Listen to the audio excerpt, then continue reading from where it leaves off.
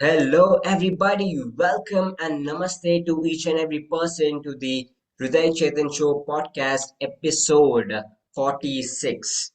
Today's guest is Pravini Das ma'am, anchor, actor, TV host, voice over artist. From lighting up Kannada television screens to hosting grand events across Karnataka, our guest for this episode is the vibrant and multi-talented. Currently working with ZTV, Ma'am made her mark as a powerful anchor, engaging host, and expressive performer who knows how to keep every audience energized and inspired. With her experience across channels like Public TV, DD, Chandana Star, Suvarna, Ayush TV, and many others, she continues to redefine charm and confidence on stage and screen alike.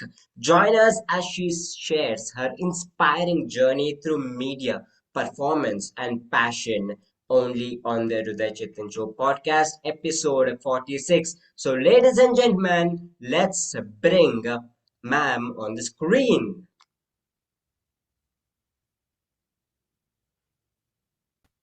Hello, ma'am. Namaste. ನಮಸ್ತೆ. ಹೇಗಿದ್ದೀರಾ ma'am? ಆರಾಮಿದ್ದೀನಿ Chetan, ನೀವ್ ಹೇಗಿದ್ದೀರಾ? ನಾನು ಚೆನ್ನಾಗಿದ್ದೀನಿ ma'am. Thank you so much ma'am for being here with us today. So let's get thank you, it's my started with pleasure. The podcast. So ನಿಮ್ಮ okay. ಬಾಲ್ಯದ ಬಗ್ಗೆ ನೀವು ಹೇಳಿ ಮ್ಯಾಮ್. ಹೇಗಿತ್ತು? ಒಂದು ಫೇವ್ರೆಟ್ ಮೂಮೆಂಟ್ ಏನದು ಮ್ಯಾಮ್?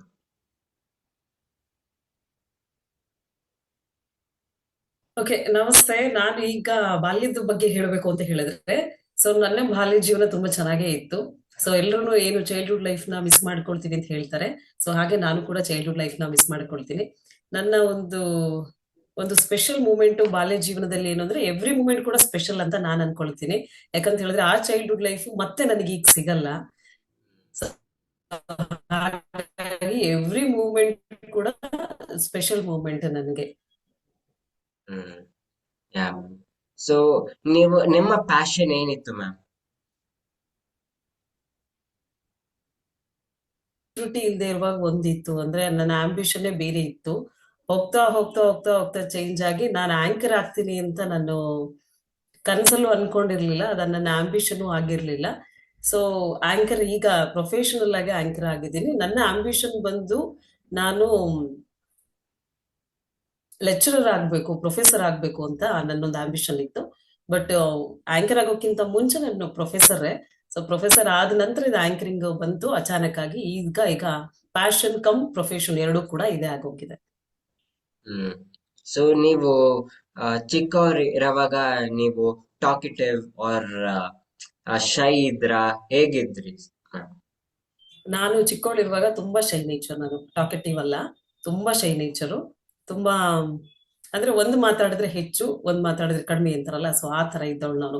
ಮಾತಾಡ್ತಿರ್ಲಿಲ್ಲ, ಎಷ್ಟು ಬೇಕೋ ಅಷ್ಟೇ ಇದೆ. ತುಂಬಾ ಶೈ ನೇಚರ್ ನಾನು, ಟಾಕೆಟಿವ್ ಹುಡುಗಿ ಅಲ್ಲ ನಾನು. ಆ, ಇವಾಗ ಟೋಟಲಿ ಚೇಂಜ್ ಆಗಿದ್ದೀರಾ? ಯಾಕಂದ್ರೆ ಇವಾಗ ಟಿವಿ ಶೋ ಮಾಡ್ತೀರಾ ಮತ್ತು ಬೇರೆ ಎಲ್ಲವೂ ಮಾಡ್ತೀರಾ. ಎಸ್. ಯಾ. ಸೊ ಆ ಶಿಫ್ಟ್ ನಿಮಗೆ ಏನ್ ಹೌದು, ಅನ್ಸ್ತಿದೆ ಮ್ಯಾಮ್? ನಿಜವಾಗ್ಲು ನನಗೆ ಒಂದೊಂದ್ಸಲಿ ಆಶ್ಚರ್ಯ ಆಗುತ್ತೆ. ಯಾಕಂದ್ರೆ ಮನೆಯಲ್ಲಿ ಅಮ್ಮ ಆಗಿರ್ಬೋದು, ಯಾರಾದ್ರೂ ನನ್ನ ಬಾಲ್ಯ ಜೀವನದ ಬಗ್ಗೆ ಅಥವಾ ಚೈಲ್ಡ್ಹುಡ್ ಲೈಫ್ ಬಗ್ಗೆ ಕೇಳಿದ್ರೆ, ನಾನು ಮಾತೇ ಆಡ್ತಿರ್ಲಿಲ್ಲ. ತುಂಬಾ ಸೈಲೆಂಟ್ ಹುಡುಗಿ, ಆತರ ಇದ್ದವಳು. ಸೊ ಈಗ ಮಾತನ್ನೇ ಬಂಡವಾಳ ಮಾಡ್ಕೊಂಡು ಅರ್ನ್ ಮಾಡ್ತಿದ್ದೀನಿ ಈಗ. ಅಂದ್ರೆ ಆಂಕರ್ ಆಗ್ಬೇಕು ಅಂತ ಹೇಳಿದ್ರೆ ಮಾತು ಬಹಳ ಮುಖ್ಯ. ಸೊ ಹ್ಮ್. ಮಾತಾಡಿದ್ರೆ ಮಾತ್ರ ನಾವು ದುಡಿಯಕ್ಕಾಗತ್ತೆ. ಸೊ ಈಗ ಮಾತೇ ಬಂಡವಾಳ ಆಗಿದೆ. ಸೊ ಅದು ಚೇಂಜ್ ಹೆಂಗಾಯ್ತು ಅಂತ ಹೇಳಿದ್ರೆ, ಮೇ ಬಿ ಪ್ರೊಫೆಷನ್ ಬಂದಾಗ ಅದು ಗ್ರಾಜುಯಲಿ ಚೇಂಜ್ ಆಯ್ತು. ಬಿಫೋರ್ ದಟ್ ನಾನು ಪ್ರೊಫೆಸರ್ ಆಗಿರೋದ್ರಿಂದ ಅದೆಲ್ಲ ಒಂದ್ ಕಡೆ ಅದ್ ನನಗೆ ಪ್ಲಸ್ ಆಯ್ತು ಆಂಕರಿಂಗ್ ಮಾಡ್ಲಿಕ್ಕೆ ಅಂತ ನನ್ಗನ್ಸುತ್ತೆ. ಹ್ಮ್. ಇವಾಗ ಜಾಸ್ತಿ ಜಾಬ್ಸ್ ಇದೆ. ನೀವು ಇವಾಗ ಆಂಕರ್ ಆಗಿದ್ದೀರಾ, ಹ್ಮ್. ಆಕ್ಟರ್ ಕೂಡ. ಸೊ ನೀವು ಯಾಕೆ ಆಂಕರೇ ಚೂಸ್ ಮಾಡಿದ್ರಿ? ಆಕ್ಟರೇ ಆಗ್ಬೇಕಂದ್ರು ಯಾಕೆ? ನಾನು ಆಂಕರಿಂಗ್ ಕೂಡ ಚೂಸ್ ಮಾಡಿರೋದಲ್ಲ, ಇದು ಸಡನ್ ಆಗಿ ಬಂದಿದ್ದು. ನಾನು ಆಂಕರ್ ಆಗೋಕ್ಕಿಂತ ಮುಂಚೆ ಲೆಕ್ಚರರ್ ಆಗಿ ವರ್ಕ್ ಮಾಡ್ತಿದ್ದೆ ಗೌರ್ಮೆಂಟ್ ಡಿಗ್ರಿ ಕಾಲೇಜಲ್ಲಿ. ಲೆಕ್ಚರರ್ ಆಗಿ ವರ್ಕ್ ಮಾಡ್ತಿದ್ದೆ, ಕಾಮರ್ಸ್ ಲೆಕ್ಚರರ್ ಆಗಿ. ಸೊ ಲೆಕ್ಚರರ್ ಆದಾಗ ಕಾಲೇಜ್ ಇವೆಂಟ್ಸ್ಗೆ ಹೋಸ್ಟ್ ಮಾಡ್ತಿದ್ದೆ. ಆವಾಗ ಚಾನಲ್ನವರು ಆ ಒಂದು ಇವೆಂಟ್ಗೆ ಬಂದಿದ್ರು, ಆಮೇಲೆ ಪ್ರೆಸ್ ಮೀಡಿಯಾದವರು ಎಲ್ಲರೂ ಇದ್ರು. ಸೊ ಅವಾಗ ನನ್ನ ಆಂಕರಿಂಗ್ ಸ್ಟೈಲ್ ನೋಡಿ ನೀವು ಚೆನ್ನಾಗಿದ್ದೀರಾ ನೋಡೋಕೆ, ಮತ್ತೆ ಕ್ಯಾಮ್ರಾಗೆ ಒಳ್ಳೆ ಫೇಸ್ ಇದೆ, ಆಮೇಲೆ ಭಾಷಾ ಜ್ಞಾನ ತುಂಬಾ ಚೆನ್ನಾಗಿದೆ, ಕನ್ನಡದ ಹಿಡಿತ ತುಂಬಾ ಚೆನ್ನಾಗಿದೆ, ಯಾಕೆ ಟ್ರೈ ಮಾಡಬಾರ್ದು ಪ್ರವೀಣಿ ಅಂತ ಅವ್ರು ಹೇಳಿದ್ರು. ಸೊ ಆ ಟೈಮಲ್ಲಿ ನಾನು ಅಷ್ಟು ಸೀರಿಯಸ್ ಆಗಿ ತಗೊಳ್ಳಿಲ್ಲ. ನಾನು ಇಲ್ಲಿ ಅಂದ್ರೆ ಅದು ಏನೋ ನಾನು ಆಂಕರ್ ಆಗೋಕ್ಕೆ ಚಾನ್ಸ್ ಇದೆಯಾ ಅಂತ ನಾನು ಅನ್ಕೊಂಡೇ ಇರ್ಲಿಲ್ಲ. ಸೊ ಅವಾಗ ನೋಡೋಣ ಅಂತೇಳಿ ಅದನ್ನ ನಾನು ಸುಮ್ಮನೆ ಹಾಗೆ ಬಿಟ್ಟೆ. ಬಟ್ ಆ ಆಪರ್ಚುನಿಟಿ ಅದಾಗೆ ಬಂತು, ಒಂದು ಚಾನೆಲ್ ಹೋದೆ. ನಾನಲ್ಲೊಂದು ಟೆಸ್ಟ್ ಕೊಟ್ಟೆ, ಡೆಮೋ ಕೊಟ್ಟೆ. ಸೊ ಅವರು ಸೆಲೆಕ್ಟ್ ಮಾಡಿದ್ರು. ಅದಾದ್ಮೇಲೂ ಮತ್ತೆ ಬೇಡ ಹೋಗೋದು, ನಂದು ಏನಿದೆ ಪ್ರೊಫೆಷನ್ ಆಂಕರ್ ಏನು ಲೆಕ್ಚರರ್ ಜಾಬ್, ಅದನ್ನೇ ಕಂಟಿನ್ಯೂ ಮಾಡ್ಕೊಳ್ಳೋಣ ಅಂತ ನಾನು ಅನ್ಕೊಂಡಿದ್ದು.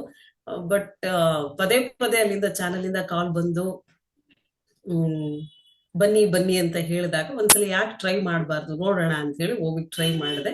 ಸೊ ಕ್ಲಿಕ್ ಆಯ್ತು. ಎರಡೂನು ಜೊತೆ ಜೊತೆನಲ್ಲೇ ಮ್ಯಾನೇಜ್ ಮಾಡ್ಕೊಂಡು ಹೋಗ್ತಿದ್ದೆ. ಅಂದ್ರೆ ಫ್ರೀಲಾನ್ಸ್ ಆಂಕರ್ ಆಗಿ ಮಾಡ್ತಿದ್ದೆ, ಜೊತೆಲಿ ಲೆಕ್ಚರಿಂಗು ಎರಡೂನು ಮಾಡ್ತಿದ್ದೆ.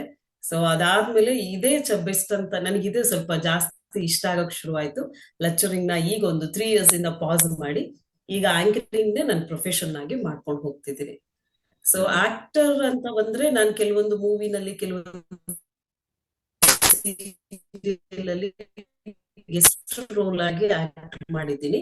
ಅದನ್ನು ಕೂಡ ನಾನಾಗೆ ಯಾವುದೇ ಒಂದು ಗುಡ್ ಆಪರ್ಚುನಿಟೀಸ್ ಬಂದ್ರು ಕೂಡ ಅದನ್ನ ನಾನು ಬಳಸ್ಕೊಂಡಿದ್ದೀನಿ, ಚೆನ್ನಾಗಿ ಯುಟಿಲೈಸ್ ಮಾಡ್ಕೊಂಡಿದ್ದೀನಿ. ಅಷ್ಟು ಈಸಿಯಾಗಿ ಬಿಟ್ಕೊಟ್ಟಿಲ್ಲ. ಕಷ್ಟ ಆದ್ರೂ ಪರವಾಗಿಲ್ಲ, ಅದನ್ನ ನೋಡೋಣ, ಅದು ಹೋಗಿ ಏನಿದೆ ಅನ್ನೋದೊಂದು ಕುತೂಹಲ ಇರುತ್ತೆ. ಸೊ ಹಾಗಾಗಿ ಎಲ್ಲಾ ಒಂದು ಗುಡ್ ಗುಡ್ ಆಪರ್ಚುನಿಟೀಸ್ ನಾನು ಯುಟಿಲೈಸ್ ಮಾಡ್ಕೊಂಡಿದ್ದೀನಿ. ಹಾಗಾಗಿ ಈ ಕಡೆ ಒಂದಷ್ಟು ಸೀರಿಯಲ್ಸ್ ಮತ್ತೆ ಒಂದಷ್ಟು ಮೂವಿಗಳಲ್ಲಿ ಗೆಸ್ಟ್ ರೋಲ್ ಆಗಿ, ಜೊತೆಗೆ ಆಂಕರಿಂಗ್ ಫುಲ್ ಫ್ಲೆಡ್ಜ್ ಆಗಿ ನಾನು ಮಾಡ್ಕೊಂಡು ಹೋಗ್ತಿದ್ದೀನಿ. Super ma'am, amazing. ಸೊ ಇವಾಗ ನೀವು ಫಸ್ಟ್ ಆಂಕರಿಂಗ್ ಶೋ ಯಾವ್ದು ಮಾಡಿದ್ರಿ? ಫಸ್ಟ್ ನನ್ನ ಆಂಕರಿಂಗ್ ಶೋ ಬಂದು ಡಾಕ್ಟರ್ನ ಇಂಟರ್ವ್ಯೂ ಮಾಡಿದ್ದು. ಅದೇ ನನ್ನ first TV channel, satellite channel ಅಲ್ಲಿ ನಾನು ಒಂದು ಡಾಕ್ಟರ್ನ ಇಂಟರ್ವ್ಯೂ ಮಾಡ್ಬೇಕಿತ್ತು. ಆಯುರ್ವೇದ ಡಾಕ್ಟರ್ ಅವರು. ಈಗಲೂ ಕೂಡ ಅದು ನೆನಪಿದೆ ನನಗೆ. ಸೊ ಡಾಕ್ಟರ್ ಫೇಸ್ ಮಾಡಕ್ ಆಗ್ತಿರ್ಲಿಲ್ಲ ನನಗೆ. ನಾನು ಲೆಕ್ಚರರ್ ಆದ್ರೂ ಕೂಡ ಅದು ಆ ಪ್ರೊಫೆಷನ್ ಬೇರೆ, ಈ ಪ್ರೊಫೆಷನ್ ಬೇರೆ ಇತ್ತು. ಆ ಕ್ಯಾಮ್ರಾಗೆ ನಾನು ಒಪ್ಪಿಸ್ಬೇಕು ಅಂದ್ರೆ ಕಷ್ಟ ಆಯ್ತು. ಅಂದ್ರೆ ಜೀವ ಇಲ್ದಿದ್ ಕ್ಯಾಮ್ರಾಗೆ ನಾನು ಹೆಂಗ್ ಹೇಳೋದು? ಅಂದ್ರೆ ನಾವು ಸ್ಟೂಡೆಂಟ್ಸ್ ಮುಂದೆ ಲೆಕ್ಚರಿಂಗ್ ಮಾಡುವಾಗ ರೆಸ್ಪಾನ್ಸ್ ಬರುತ್ತೆ ನಮ್ಗೆ, ಹೌದು ಇಲ್ಲ ಅಂತ. ಬಟ್ ಕ್ಯಾಮ್ರಾ ಮುಂದೆ ಹೇಳೋದು, ಸ್ವಲ್ಪ ಪ್ರೆಸೆಂಟ್ ಮಾಡೋದು ಸ್ವಲ್ಪ ಕಷ್ಟ ಅನ್ನಿಸ್ತು. ಅದು ಬಿಟ್ರೆ ಓಕೆ, ಬರ್ತಾ ಬರ್ತಾ ಒಂದ್ 2 ಎಪಿಸೋಡ್ ಅಲ್ಲಿ ಸ್ವಲ್ಪ ನಾನು ಸ್ಟ್ರಗಲ್ ಮಾಡಿದೆ. 3rd ಎಪಿಸೋಡ್ ಇಂದ ಚೆನ್ನಾಗಿ ಇಂಪ್ರೂವ್ ಆದೆ, ಚೆನ್ನಾಗಿ ಮಾಡ್ಕೊಂಡು ಬಂದೆ. ನನ್ನ ಫಸ್ಟ್ ಇಂಟರ್ವ್ಯೂ ಡಾಕ್ಟರ್ ಇಂಟರ್ವ್ಯೂ ಆಗಿತ್ತು. ಇವಾಗ ಆಂಕರ್ ಆಗಕ್ಕೆ ಯಾವ ತರ ಸ್ಕಿಲ್ಸ್ ಬೇಕಾಗಿದೆ ಮ್ಯಾಮ್? ಆಂಕರ್ ಆಗೋದಕ್ಕೆ ಫಸ್ಟ್ ನನ್ನ ಪ್ರಕಾರವಾಗಿ ಭಾಷಾ ಜ್ಞಾನ ತುಂಬಾ ಇಂಪಾರ್ಟೆಂಟ್ ಆಗುತ್ತೆ. ಫಾರ್ ಎಕ್ಸಾಂಪಲ್ ನಾನು ಕನ್ನಡ ಆಂಕರ್ ಆಗಿರೋದ್ರಿಂದ ಕನ್ನಡದ ಬಗ್ಗೆ ಹೇಳ್ಬೇಕು ಅಂದ್ರೆ ಕನ್ನಡದ ಪದ ಬಳಕೆ ತುಂಬಾ ಚೆನ್ನಾಗಿ ಗೊತ್ತಿರ್ಬೇಕು. ಆಮೇಲೆ ಸ್ಪಷ್ಟತೆ ಇರ್ಬೇಕು. ಆಕಾರ ಹಾಕಾರ ಅವೆರಡು ವ್ಯತ್ಯಾಸ ಏನು ಅಂತ ಎಕ್ಸಾಂಪಲ್ ಅಂತ ಕೊಡೋದಾದ್ರೆ, ಆ ರೀತಿಯಾಗಿ ಸ್ಪಷ್ಟತೆಯಿಂದ ಮಾತಾಡುವಂತಹ ಒಂದು ಕನ್ನಡ ಬೇಕು. ಪದ ಬಳಕೆಗಳು ಹೆಚ್ಚಾಗಿ ಬೇಕಾಗುತ್ತೆ. ಅದಾದ್ಮೇಲೆ ನೋಡಕ್ಕೆ ಚೆನ್ನಾಗಿರ್ಬೇಕು, ಅಂದ್ರೆ ಕ್ಯಾಮ್ರಾ ಫೇಸಿಂಗ್ ಇರುವಂತವ್ರು ಒಂದು ಇರ್ಬೇಕಾಗತ್ತೆ. ಆಮೇಲೆ ನಮ್ಮ ಬಾಡಿ ಲ್ಯಾಂಗ್ವೇಜು ಎಲ್ಲಾನು ಕೂಡ ಮ್ಯಾಟರ್ ಆಗತ್ತೆ. ಎಲ್ಲದಕ್ಕಿಂತ ಹೆಚ್ಚಾಗಿ ನಮ್ಮ ನಾಲೆಡ್ಜ್, ನಮ್ಮ ಪ್ರೆಸೆಂಟೇಷನ್ ಸ್ಕಿಲ್ ತುಂಬಾ ಇಂಪಾರ್ಟೆಂಟ್ ಆಗತ್ತೆ.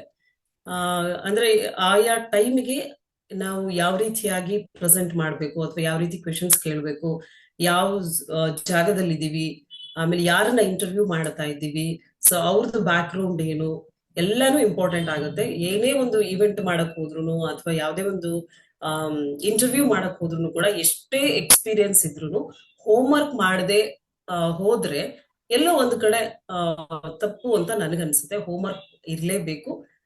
ಎಷ್ಟು ನಾವು ಹೋಮ್ವರ್ಕ್ ಮಾಡ್ತೀವಿ ಅಷ್ಟು ಪರ್ಫೆಕ್ಷನ್ ಬರುತ್ತೆ ನಮ್ಗೆ. Yeah ma'am. ಸೊ ನಿಮ್ಮ ಬಿಗ್ಗೆಸ್ಟ್ ಇನ್ಸ್ಪಿರೇಷನ್ ಯಾರು? ನನ್ನ ಬಿಗ್ಗೆಸ್ಟ್ ಇನ್ಸ್ಪಿರೇಷನ್ ಅಂತ ಹೇಳಿದ್ರೆ, ನಾನು ಪರ್ಸನಲ್ ಆಗಿ ಒಂದು ಇನ್ಸ್ಪಿರೇಷನ್ ಅಂತ ತಗೊಂಡಿದ್ದು ನನ್ನ ತಾತನಿಂದ, ಅಮ್ಮನ. ಸೊ ತಾತ ಅವರು ಅವರಿಂದ. ಅವರು ಆಧ್ಯಾತ್ಮಿಕದ ಬಗ್ಗೆ ತುಂಬಾ ನಾಲೆಡ್ಜ್ ಇದ್ದಂಥವ್ರು. ಆಕ್ಚುಲಿ ನಾವೆಲ್ಲ ಏನು ನಮ್ಮ ಮನೆತನದಲ್ಲಿ ಅವ್ರನ್ನ ಗುರು ಅಂತ ನಾವ್ ಈಗ್ಲೂ ಕೂಡ ಕನ್ಸಿಡರ್ ಮಾಡ್ತೀವಿ. ಅಂದ್ರೆ ದೇವರಿಗೆ ಸಮಾನ ಅಂತ ನಾವು ಪೂಜಿಸ್ತೀವಿ. ಸೊ ಅವರಲ್ಲಿ ಅಷ್ಟು ಒಂದು ನಾಲೆಡ್ಜ್ ಇತ್ತು. ಆಧ್ಯಾತ್ಮಿಕದ ಬಗ್ಗೆ ತುಂಬಾ ನಾಲೆಡ್ಜ್ ಇತ್ತು. ಆ ಪುಸ್ತಕಗಳನ್ನ ತುಂಬಾ ಓದೋರು. ಹಾಗಾಗಿ ಅಜ್ಜನ ಜೊತೆ ನಾನು ಬೆಳೆದಿರೋದ್ರಿಂದ ಆ ಒಂದು ಸ್ವಲ್ಪ ನಾಲೆಡ್ಜ್ ನನಗೂ ಎಲ್ಲೋ ಒಂದ್ ಕಡೆ ಬಂದಿದೆ. ಅದೊಂದು ಬ್ಲೆಸ್ಸಿಂಗ್ ಅಂತ ನಾನು ಅನ್ಕೊಳ್ತೀನಿ.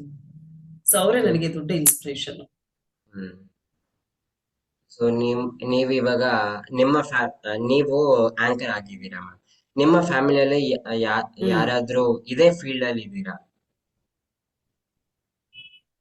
ಇಲ್ಲ, ಯಾರು ನಮ್ಮ ಫ್ಯಾಮಿಲಿನಲ್ಲಿ ಆಂಕರ್ ಇಲ್ಲ. ಇಡೀ ನಮ್ಮ ಫ್ಯಾಮಿಲಿನ ನಾನು ಒಬ್ಳ ಆಂಕರು. ಸೊ ನೆಕ್ಸ್ಟ್ ಯಾರು ಹಾಕ್ತಾರೆ ಏನೋ ಗೊತ್ತಿಲ್ಲ, ಬಟ್ ಈಗ ಆಸ್ ಆಫ್ ನೌ ನಾನು ಒಬ್ಳ ಆಂಕರ್ ನಮ್ಮ ಫ್ಯಾಮಿಲಿನಲ್ಲಿ. ಹೇಗ್ ಅನ್ಸ್ತಿದೆ ಮ್ಯಾಮ್ ಇವಾಗ? ಒಂಥರ ಪ್ರೌಡ್ ಫೀಲ್ ಆಗುತ್ತೆ, ಒಂಥರ ಖುಷಿ ಆಗುತ್ತೆ. ಅಂದ್ರೆ ಹೊಸ ಹೊಸ ಜನಗಳ ಜೊತೆ ಬೆರಿತೀವಿ. ಆ ಬೇರೆ ಬೇರೆ ಮೆಂಟಾಲಿಟಿ ಇರೋರ ಜೊತೆ ಬೆರಿತೀವಿ. ಯಾರ ಜೊತೆ ಹೇಗ್ ಬೆರಿಬೇಕು, ಯಾರ ಜೊತೆ ಹೆಂಗೆ ರಿಯಾಕ್ಟ್ ಮಾಡ್ಬೇಕು, ಯಾರ ಜೊತೆ ಹೇಗೆ ಮಾತಾಡ್ಬೇಕು, ಆಮೇಲೆ ಯಾರ ಜೊತೆ ಹೇಗೆ ವರ್ತಿಸ್ಬೇಕು. ಸೊ ಅದನ್ನ ಎಲ್ಲೋ ಒಂದ್ ಕಡೆ ಓದಿ ಅನುಭವ ತಗೊಳ್ಳೋದಕ್ಕಿಂತ ಪ್ರಾಕ್ಟಿಕಲ್ ಆಗಿ ನಮಗೆ ಆ ಎಕ್ಸ್ಪೀರಿಯನ್ಸ್ ಸಿಗ್ತಾ ಹೋಗುತ್ತೆ. ಅದೊಂದು ರೀತಿಯಾಗಿ ಚಾಲೆಂಜೇ ಆಗುತ್ತೆ. ಯಾಕಂದ್ರೆ ನಮ್ಮ ಮೂಡ್ ಬೇರೆ ತರ ಇರುತ್ತೆ. ಆ ಅಲ್ಲಿ ಹೋಗಿರುವಂತ ಎನ್ವೈರನ್ಮೆಂಟ್ ಬೇರೆ ಇರುತ್ತೆ. ಸೊ ಆ ರೀತಿ ಇರುವಾಗ ನಾವು ಕಲಿಯೋದಕ್ಕೆ ತುಂಬಾ ಅವಕಾಶಗಳು ಇರುತ್ತೆ ಇದರಲ್ಲಿ. ಬಟ್ ಅದನ್ನ ನಾವು ಹೇಗ್ ರಿಸೀವ್ ಮಾಡ್ತೀವಿ ಆ ರೀತಿ. ಅದನ್ನ ನಾವು ಪಾಸಿಟಿವ್ ಆಗಿ ರಿಸೀವ್ ಮಾಡಿದ್ರೆ ಅದು ಪಾಸಿಟಿವ್ ಇರುತ್ತೆ. ಇಲ್ಲ ನಾವು ನೆಗೆಟಿವ್ ಆಗಿ ರಿಸೀವ್ ಮಾಡಿದ್ರೆ ಅದು ನೆಗೆಟಿವ್ ಆಗೇ ಆಗುತ್ತೆ. ಸೊ ನನ್ನ ಪ್ರಕಾರವಾಗಿ ಈ ಒಂದು ಫೀಲ್ಡ್, ನಾನು ಟಿವಿ ಶೋಸ್ ಅಂದ್ರೆ ಟಿವಿ ಆಂಕರ್ ಹೌದು, ಮತ್ತೆ MC ಕೂಡ ಹೌದು. ಅಂದ್ರೆ ಸ್ಟೇಜ್ ಈವೆಂಟ್ಸ್ ಗಳನ್ನೆಲ್ಲ ಮಾಡ್ತೀನಿ. ಸೊ ತುಂಬಾ ಕಲಿಯೋಕೆ ಸಿಗುತ್ತೆ. ಪ್ರತಿದಿನವೂ ಪ್ರತಿ ಕ್ಷಣವೂ ಕೂಡ ಕಲಿಯೋಕೆ ಏನಾದ್ರೂ ಒಂದು ನಮಗೆ ಸಿಕ್ಕೇ ಸಿಗುತ್ತೆ. ಕಲಿಬೇಕು ಅಷ್ಟೇ, ಅದು ನಮ್ಮ ಮೇಲೆ ಡಿಪೆಂಡ್ ಆಗತ್ತೆ. ಹ್ಮ್. ಇವಾಗ ಈ ಫೀಲ್ಡ್ ಅಲ್ಲಿ ಕಾನ್ಫಿಡೆನ್ಸ್ ಜಾಸ್ತಿ ಮುಖ್ಯ. ಸೊ ಹೌದು. ನೀವು ಆ ಚಿಕ್ಕವರಿರುವಾಗ ಶೈ ಅಂದ್ರಿ ಅಲ್ವಾ? ಹ್ಮ್. ಸೊ ಹ್ಮ್. ಕಾನ್ಫಿಡೆನ್ಸ್ ಹೆಂಗೆ ಬಿಲ್ಡ್ ಮಾಡಿದ್ರಿ? ಅಂದ್ರೆ ಪರಿಸ್ಥಿತಿ ಎಲ್ಲವನ್ನು ಕಲಿಸುತ್ತೆ ಅಂತ ಒಂದು ಮಾತಿದೆ ಅಷ್ಟೇ. ಇದಕ್ಕೆ ಉತ್ತರ ನನ್ನ ಪ್ರಕಾರವಾಗಿ ಆ ಪರಿಸ್ಥಿತಿಗೆ ತಕ್ಕಂಗೆ ನಮ್ಗೆ ಒಂದು ಕಲಿಕೆ ಕೂಡ ಬಂದ್ಬಿಡತ್ತೆ. ನಾನ್ ಚಿಕ್ಕವಳು ಇರುವಾಗ ತುಂಬಾ ಶೈ, ಬಟ್ ತುಂಬಾ ಟ್ಯಾಲೆಂಟೆಡ್. ಅಮ್ಮ ಹೇಳ್ತಿರ್ತಾರೆ ಹ್ಮ್. ನನಗೆ. ಸೊ ಟ್ಯಾಲೆಂಟ್ ಇದ್ದೆ. ತುಂಬಾ ಚೆನ್ನಾಗಿ ಓದ್ತಿದ್ದೆ. ಈಗ್ಲೂ ಕೂಡ ನಮ್ಮ ಲೆಕ್ಚರರ್ಸ್, ನಮ್ಮ ಹೈಸ್ಕೂಲ್ ಟೀಚರ್ಸ್ ಎಲ್ರು ನನ್ನ ಒಂಥರ ಚೆನ್ನಾಗಿ ಮಾತಾಡ್ಸೋದು. ಏನಮ್ಮ ಪ್ರವೀಣಿ ಹಾಗೆ ಹೀಗೆ ಅಂತಾಳೆ. ಅಂದ್ರೆ ನಾನು ಓದೋದ್ರಲ್ಲೆಲ್ಲ ತುಂಬಾ ಚೆನ್ನಾಗಿದ್ದೆ, ಬಟ್ ಮಾತು ಮಾತ್ರ ತುಂಬಾ ಕಡಿಮೆ ಇತ್ತು ಅಷ್ಟೇ. ಆ ರೀತಿ ಇದ್ದಂಥವಳು. ನಾನು ಯಾವಾಗ ಲೆಕ್ಚರರ್ ಆದೆ, ಸೊ ಅವಾಗ ಮಾತಾಡ್ಲೇಬೇಕಾಗ್ತಿತ್ತು. ಬಟ್ ಲಿಮಿಟೆಡ್ ಸ್ಪೇಸ್ ಇಷ್ಟ ಅಷ್ಟೇ. ಏನ್ ನಾವು ಪಾಠ ಮಾಡ್ಬೇಕು ಮಕ್ಳ ಮುಂದೆ ಅದು ಮಾಡ್ತಿದ್ವಿ ಅಷ್ಟೇ, ಅಷ್ಟ್ರೊಳಗೆ ಇದ್ದೆ. ಸೊ ಇಲ್ಲಿ ಆಂಕರಿಂಗ್ ಫೀಲ್ಡ್ಗೆ ಬಂದಾಗ ಬರ್ತಾ ಬರ್ತಾ ಬರ್ತಾ ಅದು ನನಗೆ ಕಲಿಸ್ತಾ ಹೋಯ್ತು. ನಾನು ಕಲಿತಾ ಹೋದೆ ಅಷ್ಟೇನೆ. ಅಂದ್ರೆ ಎಲ್ಲಾ ಆಪರ್ಚುನಿಟಿ, ಏನು ಒಂದು ಒಳ್ಳೆ ಆಪರ್ಚುನಿಟೀಸ್ ಇತ್ತು, ಕಲಿಯಕ್ಕೆ ಏನ್ ಸಿಕ್ತು ಅದನ್ನ ಆದಷ್ಟು ನಾನು ಕಲಿಯೋಕೆ ಟ್ರೈ ಮಾಡಿದೆ. ಬಟ್ ತುಂಬಾ ಹೋಮ್ವರ್ಕ್ ಮಾಡಿದ್ದೀನಿ. ನಾನು ಇನಿಷಿಯಲ್ ಡೇಸ್ ಅಲ್ಲಿ ಹೋಲ್ ನೈಟ್ ನೆಕ್ಸ್ಟ್ ಡೇ ನಾನು ಆಂಕರಿಂಗ್ ಇದೆ ಅಂತ ಹೇಳಿದ್ರೆ ಆಂಕರಿಂಗ್ ಸ್ಕ್ರಿಪ್ಟ್ ನಾನೇ ರೆಡಿ ಮಾಡ್ಕೊಳ್ತಿದ್ದೆ. ಆ ಸ್ಕ್ರಿಪ್ಟ್ ನಾವು ಬಹೆಟ್ ಮಾಡ್ತಿದ್ದೆ. ಅಂದ್ರೆ ಈಗ ಪುಟ್ಟ ಮಕ್ಕಳು ಸೆಕೆಂಡ್ ಸ್ಟ್ಯಾಂಡರ್ಡ್ ಥರ್ಡ್ ಸ್ಟ್ಯಾಂಡರ್ಡ್ ಮಕ್ಕಳು ಹೇಗೆ ಬಹೆಟ್ ಮಾಡ್ತಾರೆ, ನೆಕ್ಸ್ಟ್ ಡೇ ಒಂದು ಟೀಚರ್ಗೆ ಹೋಗಿ ಅದನ್ನ ಒಪ್ಪಿಸ್ಬೇಕು ಅಂತ, ಆ ಲೆವೆಲ್ಗೆ ನಾನು ಬಹೆಟ್ ಮಾಡ್ತಿದ್ದೆ. ಸೊ ಆ ರೀತಿಯಾಗಿ ಒಂದು ಫೋಕಸ್ ಮಾಡಿದ್ದೀನಿ ನನ್ನ ಒಂದು ಆಂಕರಿಂಗ್ ಫೀಲ್ಡಿಗೆ. ಅಂದ್ರೆ ಏನಾದ್ರೂ ಒಂದು ಕಲೀಲೇಬೇಕು, ಏನಾದ್ರೂ ಒಂದು ಸಾಧಿಸ್ಲೇಬೇಕು ಅನ್ನೋ ಹಠ ಛಲ ಯಾರಲ್ಲಿ ಇರುತ್ತೆ, ಖಂಡಿತವಾಗಿಯೂ ಅವ್ರು ಮುಂದೆ ಬರಕ್ ಸಾಧ್ಯವಿದೆ. ಇವಾಗ ನಮ್ಮ ಟೀನೇಜರ್ಸ್ಗೆ ಒಂದು ಟಿಪ್ ಕೊಡಿ ಮ್ಯಾಮ್, ಕಾನ್ಫಿಡೆನ್ಸ್ ಹೇಗೆ ಬಿಲ್ಡ್ ಮಾಡ್ಬೋದು ಅಂತ. ಕಾನ್ಫಿಡೆನ್ಸ್ ಹೇಗೆ ಬಿಲ್ಡ್ ಆಗುತ್ತೆ ಅಂತ ಹೇಳಿದ್ರೆ, ಅದು ಹುಟ್ಟುತ್ತಾನೆ ಯಾರಿಗೂ ಆ ಕಾನ್ಫಿಡೆನ್ಸ್ ಬರಲ್ಲ. ಆ ಪರಿಸ್ಥಿತಿಗೆ ಅನುಗುಣವಾಗಿ ನಾವು ಅದನ್ನ ಕಲಿಸ್ತಾ ಹೋಗುತ್ತೆ. ನಮ್ಮ ಜೀವನ ಅನ್ನುವಂಥದ್ದು ಕಲಿಸ್ತಾ ಹೋಗುತ್ತೆ ಅಷ್ಟೇ. ಬಟ್ ಆ ಕಲಿಸಕ್ಕೆ ಒಂದು ಆಪರ್ಚುನಿಟಿ ನಮ್ಗೆ ಸಿಗುತ್ತೆ ಅಲ್ಲ, ಆದ್ರಿಂದ ನಾವು ಕಲಿಬೇಕು ಅಷ್ಟೇ. ಅದನ್ನ ನಾವು ರಿಸೀವ್ ಮಾಡ್ಕೊಳಕ್ಕೆ ನಾವು ರೆಡಿ ಇರಬೇಕು. ಫಾರ್ ಎಕ್ಸಾಂಪಲ್, ಈಗ 4th 5th ಸ್ಟ್ಯಾಂಡರ್ಡ್ ಮಕ್ಕಳಿಗೆ ಅವ್ರ ಪಾಠಗಳು ತುಂಬಾ ಕಷ್ಟ ಆಗತ್ತೆ. ಅದೇ ನೀವು 4th 5th ಕ್ರಾಸ್ ಮಾಡ್ಕೊಂಡು 8th ಸ್ಟ್ಯಾಂಡರ್ಡ್ ಹೋಗಿರ್ತೀರಾ, ಅವಾಗ ನಿಮ್ದು 5th ಸ್ಟ್ಯಾಂಡರ್ಡ್ ಬುಕ್ಸ್ ನೀವು ನೋಡಿದ್ರೆ ಎಷ್ಟು ಈಸಿ ಅಲ್ವಾ ಅಂತ ನಿಮಗೆ ಅನ್ಸ್ಬಿಡುತ್ತೆ. ಯಾಕೆ ಅಂದ್ರೆ ಅದನ್ನ ದಾಟ್ಕೊಂಡು ನೀವು ಮುಂದೆ ಬಂದಿರ್ತೀರಾ. ಹಾಗೆ ಸೊ ನಾವು ಕಲಿಯೋಕೆ ಎಷ್ಟು ಸಾಧ್ಯನೋ ಅಷ್ಟು ಕಲಿತಾ ಹೋಗ್ಬೇಕು. ನಮ್ಮ ಹೋಮ್ವರ್ಕ್ ತುಂಬಾ ಇಂಪಾರ್ಟೆಂಟು, ನಮ್ಮ ಫೋಕಸ್ ಇಂಪಾರ್ಟೆಂಟು. ಹಂಗಿದ್ರೆ ಮಾತ್ರ ನಿಮಗೆ ಕಾನ್ಫಿಡೆನ್ಸ್ ಲೆವೆಲ್ ಯಾವಾಗ ಬರುತ್ತೆ ಅಂತ ಹೇಳಿದ್ರೆ, ನಿಮ್ಮಲ್ಲಿ ನಾಲೆಡ್ಜ್ ಇದ್ರೆ ಆ ಒಂದು ಫೀಲ್ಡ್ಗೆ ಹೋಗೋಕೆ ಕಾನ್ಫಿಡೆನ್ಸ್ ಬರುತ್ತೆ. ಫಾರ್ ಎಕ್ಸಾಂಪಲ್, ನಾನು ಇದಕ್ಕೆ ಹೋದಾಗ ಸ್ಟೇಜ್ ಇವೆಂಟ್ಸ್ಗೆಲ್ಲ ಹೋದಾಗ ಸುಮಾರು 30,000 40,000 ಜನ ಆಡಿಯನ್ಸ್ ಕೂತಿರ್ತಾರೆ. ಸ್ಟೇಜ್ ಇರುತ್ತೆ, ಸ್ಟೇಜ್ ಮೇಲೆ ನಾನು ಒಬ್ಳೇ ಇರ್ತೀನಿ. ಅಂದ್ರೆ anchor centre of the attraction. Actually anchor ಕೈಯಲ್ಲಿ ಮೈಕ್ ಇರುತ್ತೆ, ಅಷ್ಟು ಜನನ ಕಂಟ್ರೋಲ್ ಮಾಡೋದು ಆಂಕರ್ ಕೈಯಲ್ಲಿ ಇರುತ್ತೆ. ಸೊ ನಮಗೆ ಅವಾಗ ಕಾನ್ಫಿಡೆನ್ಸ್ ಹೆಂಗ್ ಬರುತ್ತೆ? ನಮ್ಗೆ ಎಷ್ಟೇ ವರ್ಷ ಎಕ್ಸ್ಪೀರಿಯನ್ಸ್ ಇದ್ರೂ ಕೂಡ ಎಲ್ಲೋ ಒಂದ್ ಕಡೆ ನಾವು ನರ್ವಸ್ ಆಗ್ತೀವಿ, ಹಾಗೆ ಆಗ್ತೀವಿ. ಒಂದು ಟೇಕ್ ತಗೊಳ್ಳೋವರ್ಗುನು ಅಲ್ಲಿ ಸ್ವಲ್ಪ ಹೋಗಿ ಆ ಎನ್ವೈರನ್ಮೆಂಟ್ ನಮ್ಗೆ ಅಡ್ಜಸ್ಟ್ ಆಗೋವರೆಗೂ, ನನಗೆ ಅಂತಲ್ಲ ಯಾವ್ದೇ ಆಂಕರ್ಗಾದ್ರೂ ಕೂಡ, ಅಂದ್ರೆ 100% ನಾವು ಅಲ್ಲಿ ಕೆಲಸ ಮಾಡ್ತೀವಿ, ಆ ರಿಸಲ್ಟ್ ಕೊಡ್ಬೇಕು ಅಂತ ಕಾನ್ಫಿಡೆಂಟ್ ಯಾವಾಗ ನಮ್ಗೆ ಇರುತ್ತೆ, ಅವ್ರಿಗೆ ಆ ನರ್ವಸ್ನೆಸ್ ಇದ್ದೇ ಇರುತ್ತೆ. ಸೊ ಆ ನರ್ವಸ್ನೆಸ್ ಹೋಗ್ಬೇಕು ಅಂದ್ರೆ ಅದಕ್ಕಿಂತ ಮುಂಚೆ ನಾನಿಲ್ಲಿ ಪ್ರಿಪೇರ್ ಮಾಡ್ಕೊಂಡು ಹೋಗ್ಬೇಕಾಗಿರುತ್ತೆ. ಅಂದ್ರೆ ಹೋಮ್ ವರ್ಕ್ ಮಾಡಿರ್ತೀವಿ ಅಲ್ವಾ, ನೀವ್ ಎಷ್ಟು ಚೆನ್ನಾಗಿ ಹೋಮ್ ವರ್ಕ್ ಮಾಡಿರ್ತೀರಾ ಅಷ್ಟು ನಿಮ್ಗೆ ಕಾನ್ಫಿಡೆನ್ಸ್ ಬಿಲ್ಡ್ ಆಗ್ತಾ ಹೋಗುತ್ತೆ. ಸೊ ಹಾಗಾಗಿ ನಿಮ್ಮ ಹೋಮ್ ವರ್ಕ್, ನಿಮ್ಮ ಹಾರ್ಡ್ ವರ್ಕ್ ತುಂಬಾ ಇಂಪಾರ್ಟೆಂಟ್ ಆಗುತ್ತೆ ನಿಮ್ಮಲ್ಲಿರುವಂತಹ ಕಾನ್ಫಿಡೆನ್ಸ್ ನ ಹೆಚ್ಚಿಗೆ ಮಾಡ್ಲಿಕ್ಕೆ. ಕಾನ್ಫಿಡೆನ್ಸ್ ಎಲ್ಲರಲ್ಲೂ ಇರುತ್ತೆ, ಕೆಲವರಲ್ಲಿ ಕಡಿಮೆ ಇರುತ್ತೆ, ಕೆಲವರಲ್ಲಿ ಜಾಸ್ತಿ ಇರುತ್ತೆ. ಅದನ್ನ ಹೆಚ್ಚಿಗೆ ಮಾಡ್ಕೊಳ್ಬೇಕು ಅಂದ್ರೆ ನಿಮ್ಮಲ್ಲಿ hard work, home work very very important role. Hmm ಇವಾಗ ನೀವು ಚಿಕ್ಕ ಇರುವಾಗ ನೀವು ಸ್ವಲ್ಪ ಇದು ಕಾಂಪಿಟೇಷನ್ಸ್ ಸ್ಕೂಲ್ ಪ್ರೋಗ್ರಾಮ್ಸ್ ಇರ್ತಾ ಇತ್ತು, ಸ್ಕೂಲಲ್ಲಿ ನೀವು ಪಾರ್ಟಿಸಿಪೇಟ್ ಹ್ಮ್, ಮಾಡ್ತಿದ್ದೀರಾ? ಹೌದು ಮಾಡ್ತಿದ್ದೆ. ನಾನು ಹೆಚ್ಚಾಗಿ ಮಾಡ್ತಿದ್ದು ಡ್ಯಾನ್ಸ್ಗೆ. ಹ್ಮ್ ಐ ಲವ್ ಡ್ಯಾನ್ಸ್. ಡ್ಯಾನ್ಸ್ ಅಂದ್ರೆ ನನಗೆ ತುಂಬಾ ಇಷ್ಟ, ಮ್ಯೂಸಿಕ್ ಅಂದ್ರೆ ತುಂಬಾ ಇಷ್ಟ. ಮ್ಯೂಸಿಕ್ ಯಾವಾಗ್ಲೂ ಕೇಳ್ತಿರ್ತೀನಿ, ಬಟ್ ಹಾಡಕ್ಕಂತೂ ಬರಲ್ಲ. ಬಟ್ ಮ್ಯೂಸಿಕ್ ಕೇಳ್ತಿರ್ತೀನಿ. ಡ್ಯಾನ್ಸ್ಗೆ ಕಾಂಪಿಟೇಟ್ ಮಾಡ್ತಿದ್ದೆ ಸ್ಕೂಲ್ ಡೇಸ್ ಅಲ್ಲಿ. ಅಪ್ ಟು ಸ್ಕೂಲ್ 10th ವರ್ಗು ನಾನು ಯಾವ್ದಾದ್ರು ಒಂದು ಡ್ಯಾನ್ಸ್ ಅಲ್ಲಿ ನಾನು ಇರ್ತಿದ್ದೆ. ಡ್ಯಾನ್ಸ್ ನನಗೆ ತುಂಬಾ ಖುಷಿ ಕೊಡುತ್ತೆ ಈಗ್ಲೂ ಕೂಡ. ಹ್ಮ್ ಇವಾಗ ನೀವ್ ಹೇಳಿ, ಆಂಕರಿಂಗ್ ಮಾಡುವಾಗ ಒಂದು ಏನನ ಮೋಟಿವೇಶನ್ ಇರ್ಬೇಕು. ಹ್ಮ್ ಏನ್ ಮೋಟಿವೇಶನ್ ಇಟ್ಕೊಂಡು ಹೋಗ್ತೀರಾ ಮ್ಯಾಮ್ ಪ್ರೆಸೆಂಟ್ ಮಾಡಕ್ಕೆ? ಅಂದ್ರೆ ಈಗ ಎಲ್ಲಾ ಒಂದು ಫೀಲ್ಡ್ ಅಲ್ಲಿ ಕಾಂಪಿಟೇಷನ್ ಅನ್ನೋದು ತುಂಬಾ ಇದೆ. ನಮ್ಮ ಆಂಕರಿಂಗ್ ಫೀಲ್ಡ್ ಅಲ್ಲೂ ಕಾಂಪಿಟೇಷನ್ ಇದೆ. ಸೊ ಮೋಟಿವೇಟ್ ಏನು ಅಂತ ಹೇಳಿದ್ರೆ, ದಿ ಬೆಸ್ಟ್ ಕೊಡ್ಬೇಕು ಅನ್ನೋದು ಮನ್ಸಲ್ಲಿ ಇರುತ್ತೆ first of all. So anchor ಯಾರು? ಪ್ರವೀಣಿ ಆಂಕರ್. ಓಕೆ. ಸೊ 4 ಜನ ನೋಡ್ತಾರೆ ಪ್ರವೀಣಿ ಆಂಕರ್ ಅಂತ ಅಂದ್ರೆ ನನ್ನ ಆಂಕರಿಂಗ್ ಅಲ್ಲಿ ಏನಾದ್ರೂ ಒಂದು ಯುನಿಕ್ನೆಸ್ ಇದ್ರೆ ಮಾತ್ರ ನೆಕ್ಸ್ಟ್ ಆಂಕರಿಂಗ್ ಗೆ ನನಗೆ ಆಪರ್ಚುನಿಟಿ ಸಿಗುತ್ತೆ, ಇಲ್ಲ ಅಂದ್ರೆ ಇಲ್ಲ. ಸೊ ಅದೇ ನನಗೆ ಮೋಟಿವೇಶನ್. ಸೊ ಯಾರನ್ನೋ ಒಬ್ರು ಇಂಟರ್ವ್ಯೂ ಮಾಡಕ್ ಹೋಗ್ತೀನಿ ಅಥವಾ ಯಾವ್ದೋ ಒಂದು ಶೋ ಮಾಡಕ್ ಹೋಗ್ತೀನಿ ಅಂತ ಹೇಳಿದ್ರೆ, ನೆಕ್ಸ್ಟ್ ಇದರಿಂದ ಒಂದ್ 10 ಶೋ ನನಗೆ ಬುಕ್ ಆಗ್ಲಪ್ಪ ಅನ್ಕೊಂಡು ಅದೇ ಒಂದು ಮೋಟಿವೇಟ್ ಇಟ್ಕೊಂಡು ನಾನು ಹೋಗ್ತೀನಿ. ಸೊ ಅದೇ, ಸೊ 10 ಶೋ ನಾನು ಬುಕ್ ಆಗ್ಬೇಕು ಅಂದ್ರೆ ಈ ಈವೆಂಟ್ ನ ನಾನು ದಿ ಬೆಸ್ಟ್ ಮಾಡ್ಬೇಕು. ಸೊ ದಿ ಬೆಸ್ಟ್ ಮಾಡ್ಬೇಕು ಅಂದ್ರೆ ಅದ್ರ ಹಿಂದೆ ಅಷ್ಟೇ ಪರಿಶ್ರಮ ಇರ್ಬೇಕು. ಆ ಶ್ರಮ ಪಟ್ಟಿದ್ರೆ ನನಗೆ ಗೊತ್ತಾಗುತ್ತೆ ನೆಕ್ಸ್ಟ್ ನನಗೆ ಈವೆಂಟ್ ಸಿಗುತ್ತಾ ಇಲ್ವಾ ಅಂತ. ಸೊ ನಮ್ಗೆ ಹೆಂಗೆ ಅಂತ ಹೇಳಿದ್ರೆ ಗೊತ್ತಾಗ್ಬಿಡುತ್ತೆ. ಸೊ ಈ ಈವೆಂಟ್ ನಾನು ಚೆನ್ನಾಗ್ ಮಾಡಿದೆ ಇಲ್ಲ ಅಂತ ಅಲ್ಲೇ ರಿಸಲ್ಟ್ ಗೊತ್ತಾಗ್ಬಿಡುತ್ತೆ. ಈಗ ನಾವ್ ಹೆಂಗೆ ಒಂದ್ ಕ್ಲಾಸ್ ರೂಮ್ ಹೋಗಿ ಒಂದು ಪೀರಿಯಡ್ ನಾವು ತಗೊಂಡು ಮಕ್ಳು ಸ್ಯಾಟಿಸ್ಫೈ ಆಗಿದಾರಾ ಇಲ್ವಾ, ಸ್ಟೂಡೆಂಟ್ಸ್ ಓಕೆನಾ ಇಲ್ಲ ಅಂತ ಹೇಗೆ ಟೀಚರ್ ಗೊತ್ತಾಗತ್ತೆ, ಹಂಗೇನೆ ಒಂದು ಶೋ ಮಾಡಿದಾಗ ನಮ್ಗೆ ಇನ್ನೇನ್ ಶೋ ಮುಗಿತಾ ಬಂತು ಅಂದಾಗ್ಲೇ ನಮ್ಗೆ ಆ ಜನಗಳ ರೆಸ್ಪಾನ್ಸ್ ಇಂದ ಅಥವಾ ಆರ್ಗನೈಸರ್ ರೆಸ್ಪಾನ್ಸ್ ಇಂದ, ಆ ರಿಯಾಕ್ಷನ್ ಇಂದಾನೇ ನಮಗೆ ಗೊತ್ತಾಗ್ಬಿಡುತ್ತೆ ನಾನು ದಿ ಬೆಸ್ಟ್ ಕೊಟ್ಟಿದ್ದೀನಿ, ನಾನು ಇಷ್ಟ ಆಗಿದ್ದೀನಿ. ಓಕೆ, ನೆಕ್ಸ್ಟ್ ನನಗೆ ಒಂದಷ್ಟು ಪ್ರೋಗ್ರಾಮ್ಸ್ ಬರುತ್ತೆ, ನಾನು ಒಂದಷ್ಟು ಜನಕ್ಕೆ ನೋಟೆಡ್ ಆಗಿದ್ದೀನಪ್ಪ, ಓಕೆ ಗುಡ್ ಅಂತ ಅಂತ ನಮ್ಗೆ ಅವಾಗ ಗೊತ್ತಾಗ್ಬಿಡತ್ತೆ. ಹ್ಮ್ ಅದೇ ನನಗೆ ಮೋಟಿವೇಶನ್. ಹಾ. ಇವಾಗ ನಿಮ್ಮ ಫ್ಯಾಮಿಲಿ ಮೆಂಬರ್ಸ್ ಹೇಗೆ ರಿಯಾಕ್ಟ್ ಮಾಡಿದ್ರು ಮ್ಯಾಮ್ ನೀವು ಸೋಷಿಯಲ್ ಮೀಡಿಯಾ ಫೀಲ್ಡ್ ಹ್ಮ್ ಅಲ್ಲಿ ಬರವಾಗ? ಎಲ್ರಿಗೂ ಖುಷಿ ಆಯ್ತು ಆಕ್ಚುಲಿ. ನಾನ್ ಹಿಂಗೆ ಅಂದ್ರೆ ಈ ತರ ಸೋಷಿಯಲ್ ಮೀಡಿಯಾದಲ್ಲಿ ಅಥವಾ ಮೀಡಿಯಾದಲ್ಲಿ ಬರ್ತಾಳೆ ಪ್ರವೀಣಿ ಅಂತ ನಮ್ಮ ಫ್ಯಾಮಿಲಿನಲ್ಲಿ ಯಾರು ಕೂಡ ಅನ್ಕೊಂಡಿರ್ಲಿಲ್ಲ, ಊಹೆನೂ ಮಾಡಿರ್ಲಿಲ್ಲ. ಯಾಕೆಂತ ಹೇಳಿದ್ರೆ ನಂದೇ ಆದಂತ ಬೇರೆ ನೇಚರ್ ಇತ್ತು. ಅಂದ್ರೆ ತುಂಬಾ ಅಂದ್ರೆ ಲೆಕ್ಚರರ್ ಅಷ್ಟೇ, ಹೋಗೋದು ಮುಗಿಸ್ಕೊಳ್ಳೋದು ಬರೋದು ಅಷ್ಟೇ ಇತ್ತು. ತುಂಬಾ ಹೆಚ್ಚು ಮಾತಾಡೋದು, ಜನಗಳ ಜೊತೆ ಇಂಟರಾಕ್ಟ್ ಮಾಡೋದು ಎಲ್ಲ ಒಂದ್ ಕಡೆ ಇವಳು ಮಾಡಕ್ ಆಗತ್ತಾ ಅಂತ ಅನ್ಕೊಂಡಿದ್ರು. ಅದು ಅವರು ಅಂತಲ್ಲ, ನಾನು ಕೂಡ ಹಂಗೆ ಅನ್ಕೊಂಡಿದ್ದೆ. ಬಟ್ ನನ್ನಲ್ಲಿ ಈ ತರ ಒಂದು ಟ್ಯಾಲೆಂಟ್ ಇದೆ ಅಂತ ಗೊತ್ತಾಗಿದ್ದು ಈ ಮೀಡಿಯಾಗ್ ಬಂದ ಮೇಲೆನೆ ಗೊತ್ತಾಗಿದ್ದು. ಸೊ ಮನೆಯಲ್ಲಿ ಎಲ್ರಿಗೂ ಖುಷಿ ಇದೆ. ಮತ್ತೆ ಅಷ್ಟೇ ನನಗೆ ಪ್ರೋತ್ಸಾಹವನ್ನು ಕೊಡ್ತಿದ್ದಾರೆ. ಓಕೆ ಮಾಡು, ನಿನ್ಗಾಗತ್ತೆ. ಕೆಲವೊಂದು ಇವೆಂಟ್ಗಳು ಹುಟ್ಕೊಂಡಾಗ ನನ್ಗೆಲ್ಲೋ ಒಂದ್ ಕಡೆ ಆಗಲ್ಲ, ಸೊ ಇಷ್ಟು ದೊಡ್ಡ ಇವೆಂಟ್ ನಾನ್ ಮಾಡಕ್ ಆಗತ್ತಾ ಅನ್ನೋಂಥದ್ದು ಇರುತ್ತೆ, ಅಥವಾ ಟಿವಿ ಶೋಸ್ಗಳೇ ಆಗಿರ್ಬೋದು. ಸೊ ಈ ತರ ಇಲ್ದ ಇರುವಾಗ ಒಂದು ಮೋಟಿವೇಟ್ ಅಂತ ಏನು ಅಂದ್ರೆ ಮನೆಯಿಂದನೂ ಅಷ್ಟು ಚೆನ್ನಾಗಿ ನನಗೆ ಸಪೋರ್ಟ್ ಇರೋದ್ರಿಂದ ನಾನು ಇದುವರೆಗೂ ಇಲ್ಲಿವರೆಗೂ ಬೆಳೆಯೋಕ್ಕಾಗಿದ್ದು. ಸೊ ಮನೆಯಿಂದ ನನಗೆ ಫುಲ್ ಸಪೋರ್ಟ್ ಇದೆ, ಹಾಗೆ ಅವ್ರಿಗೆ ತುಂಬಾ ಖುಷಿನೂ ಇದೆ.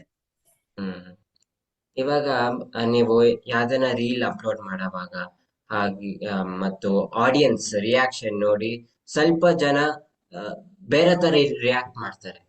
ನೆಗೆಟಿವ್ ಹ್ಮ್ ಕಮೆಂಟ್ಸ್ ಆಗ್ಲಿ ಬೇರೆ ಹ್ಮ್ ಒಂದು ಹ್ಮ್ ಹೇಗೆ ಕಂಟ್ರೋಲ್ ಮಾಡ್ತೀರಾ? ನಾನ್ ಹೇಳೋದೇನು ಅಂತ ಹೇಳಿದ್ರೆ, ಪಾಸಿಟಿವ್ ನೆಗೆಟಿವ್ ಎರಡೂ ಇದ್ದೇ ಇರುತ್ತೆ. ಸೊ ನನಗೆ ಪಾಸಿಟಿವ್ ಬೇಕು ಅಂದ್ರೆ ನಾನು ಪಾಸಿಟಿವ್ ಕಡೆ ಮಾತ್ರ ಫೋಕಸ್ ಮಾಡ್ಬೇಕು. ನೆಗೆಟಿವ್ ಬೇಕು ಅಂತ ಹೇಳಿದ್ರೆ ಅದ್ರ ಕಡೆನೂ ಫೋಕಸ್ ಮಾಡ್ಬೇಕು. ಈಗ ನೆಗೆಟಿವ್ ಬೇಕು, ನೆಗೆಟಿವ್ ಕಾಮೆಂಟ್ಸ್ ಬಗ್ಗೆ ಹೋಗ್ಬೇಕು ಅಂತ ಹೇಳಿದ್ರೆ, ನಾನು ಅವ್ರೇನೋ ಒಂದು ನೆಗೆಟಿವ್ ಕಾಮೆಂಟ್ ಹಾಕಿರ್ತಾರೆ, ಅದಕ್ಕೆ ನಾನು ಒಂದು ಹಾಕ್ತೀನಿ, ಮತ್ತೆ ಇನ್ನೊಂದು ಬರುತ್ತೆ, ಅದು ಪ್ರೊಲ್ಯಾಂಗ್ ಮಾಡ್ಕೊಂಡು ಹೋದಾಗ end of the day negative ಇಂದ ನೆಗೆಟಿವೇ ಬರುತ್ತೆ, ಪಾಸಿಟಿವ್ ನಾವು ಎಕ್ಸ್ಪೆಕ್ಟ್ ಮಾಡಕ್ಕೆ ಆಗಲ್ಲ. ಸೊ ನೆಗೆಟಿವ್ ಮೆಂಟಾಲಿಟಿ ಇರೋರ್ನ ನಾವು ಚೇಂಜ್ ಮಾಡಕ್ ಚಾನ್ಸ್ ಇಲ್ಲ. ಸೊ ಆಲ್ರೆಡಿ ಫಿಕ್ಸ್ ಆಗಿ ಕಾಮೆಂಟ್ ಹಾಕ್ಬಿಟ್ಟಿರ್ತಾರೆ. ಸೊ ನನ್ನ ಪ್ರಕಾರ ಅದನ್ನ ಇಗ್ನೋರ್ ಮಾಡೋದು ದಿ ಬೆಸ್ಟ್. ಇಗ್ನೋರ್ ಮಾಡ್ಬಿಡ್ಬೇಕು. ಏನೋ ನನ್ನ ರೀಲ್ಸ್ಗೆ ಆಗಿರ್ಬೋದು ಅಥವಾ ನನ್ನ ಫೋಟೋಗೆ ಆಗಿರ್ಬೋದು ನೆಗೆಟಿವ್ ಕಾಮೆಂಟ್ ಹಾಕಿದ್ದಾರೆ ಅಂದ್ರೆ ದೇ ಆರ್ ನಾಟ್ ಮೆಚ್ಯೂರ್ಡ್ ಏನೋ ಅಷ್ಟೇ, ಹಂಗ ಅನ್ಕೊಂಡು ನಾನು ಸುಮ್ಮನೆ ಆಗ್ಬಿಡ್ತೀನಿ.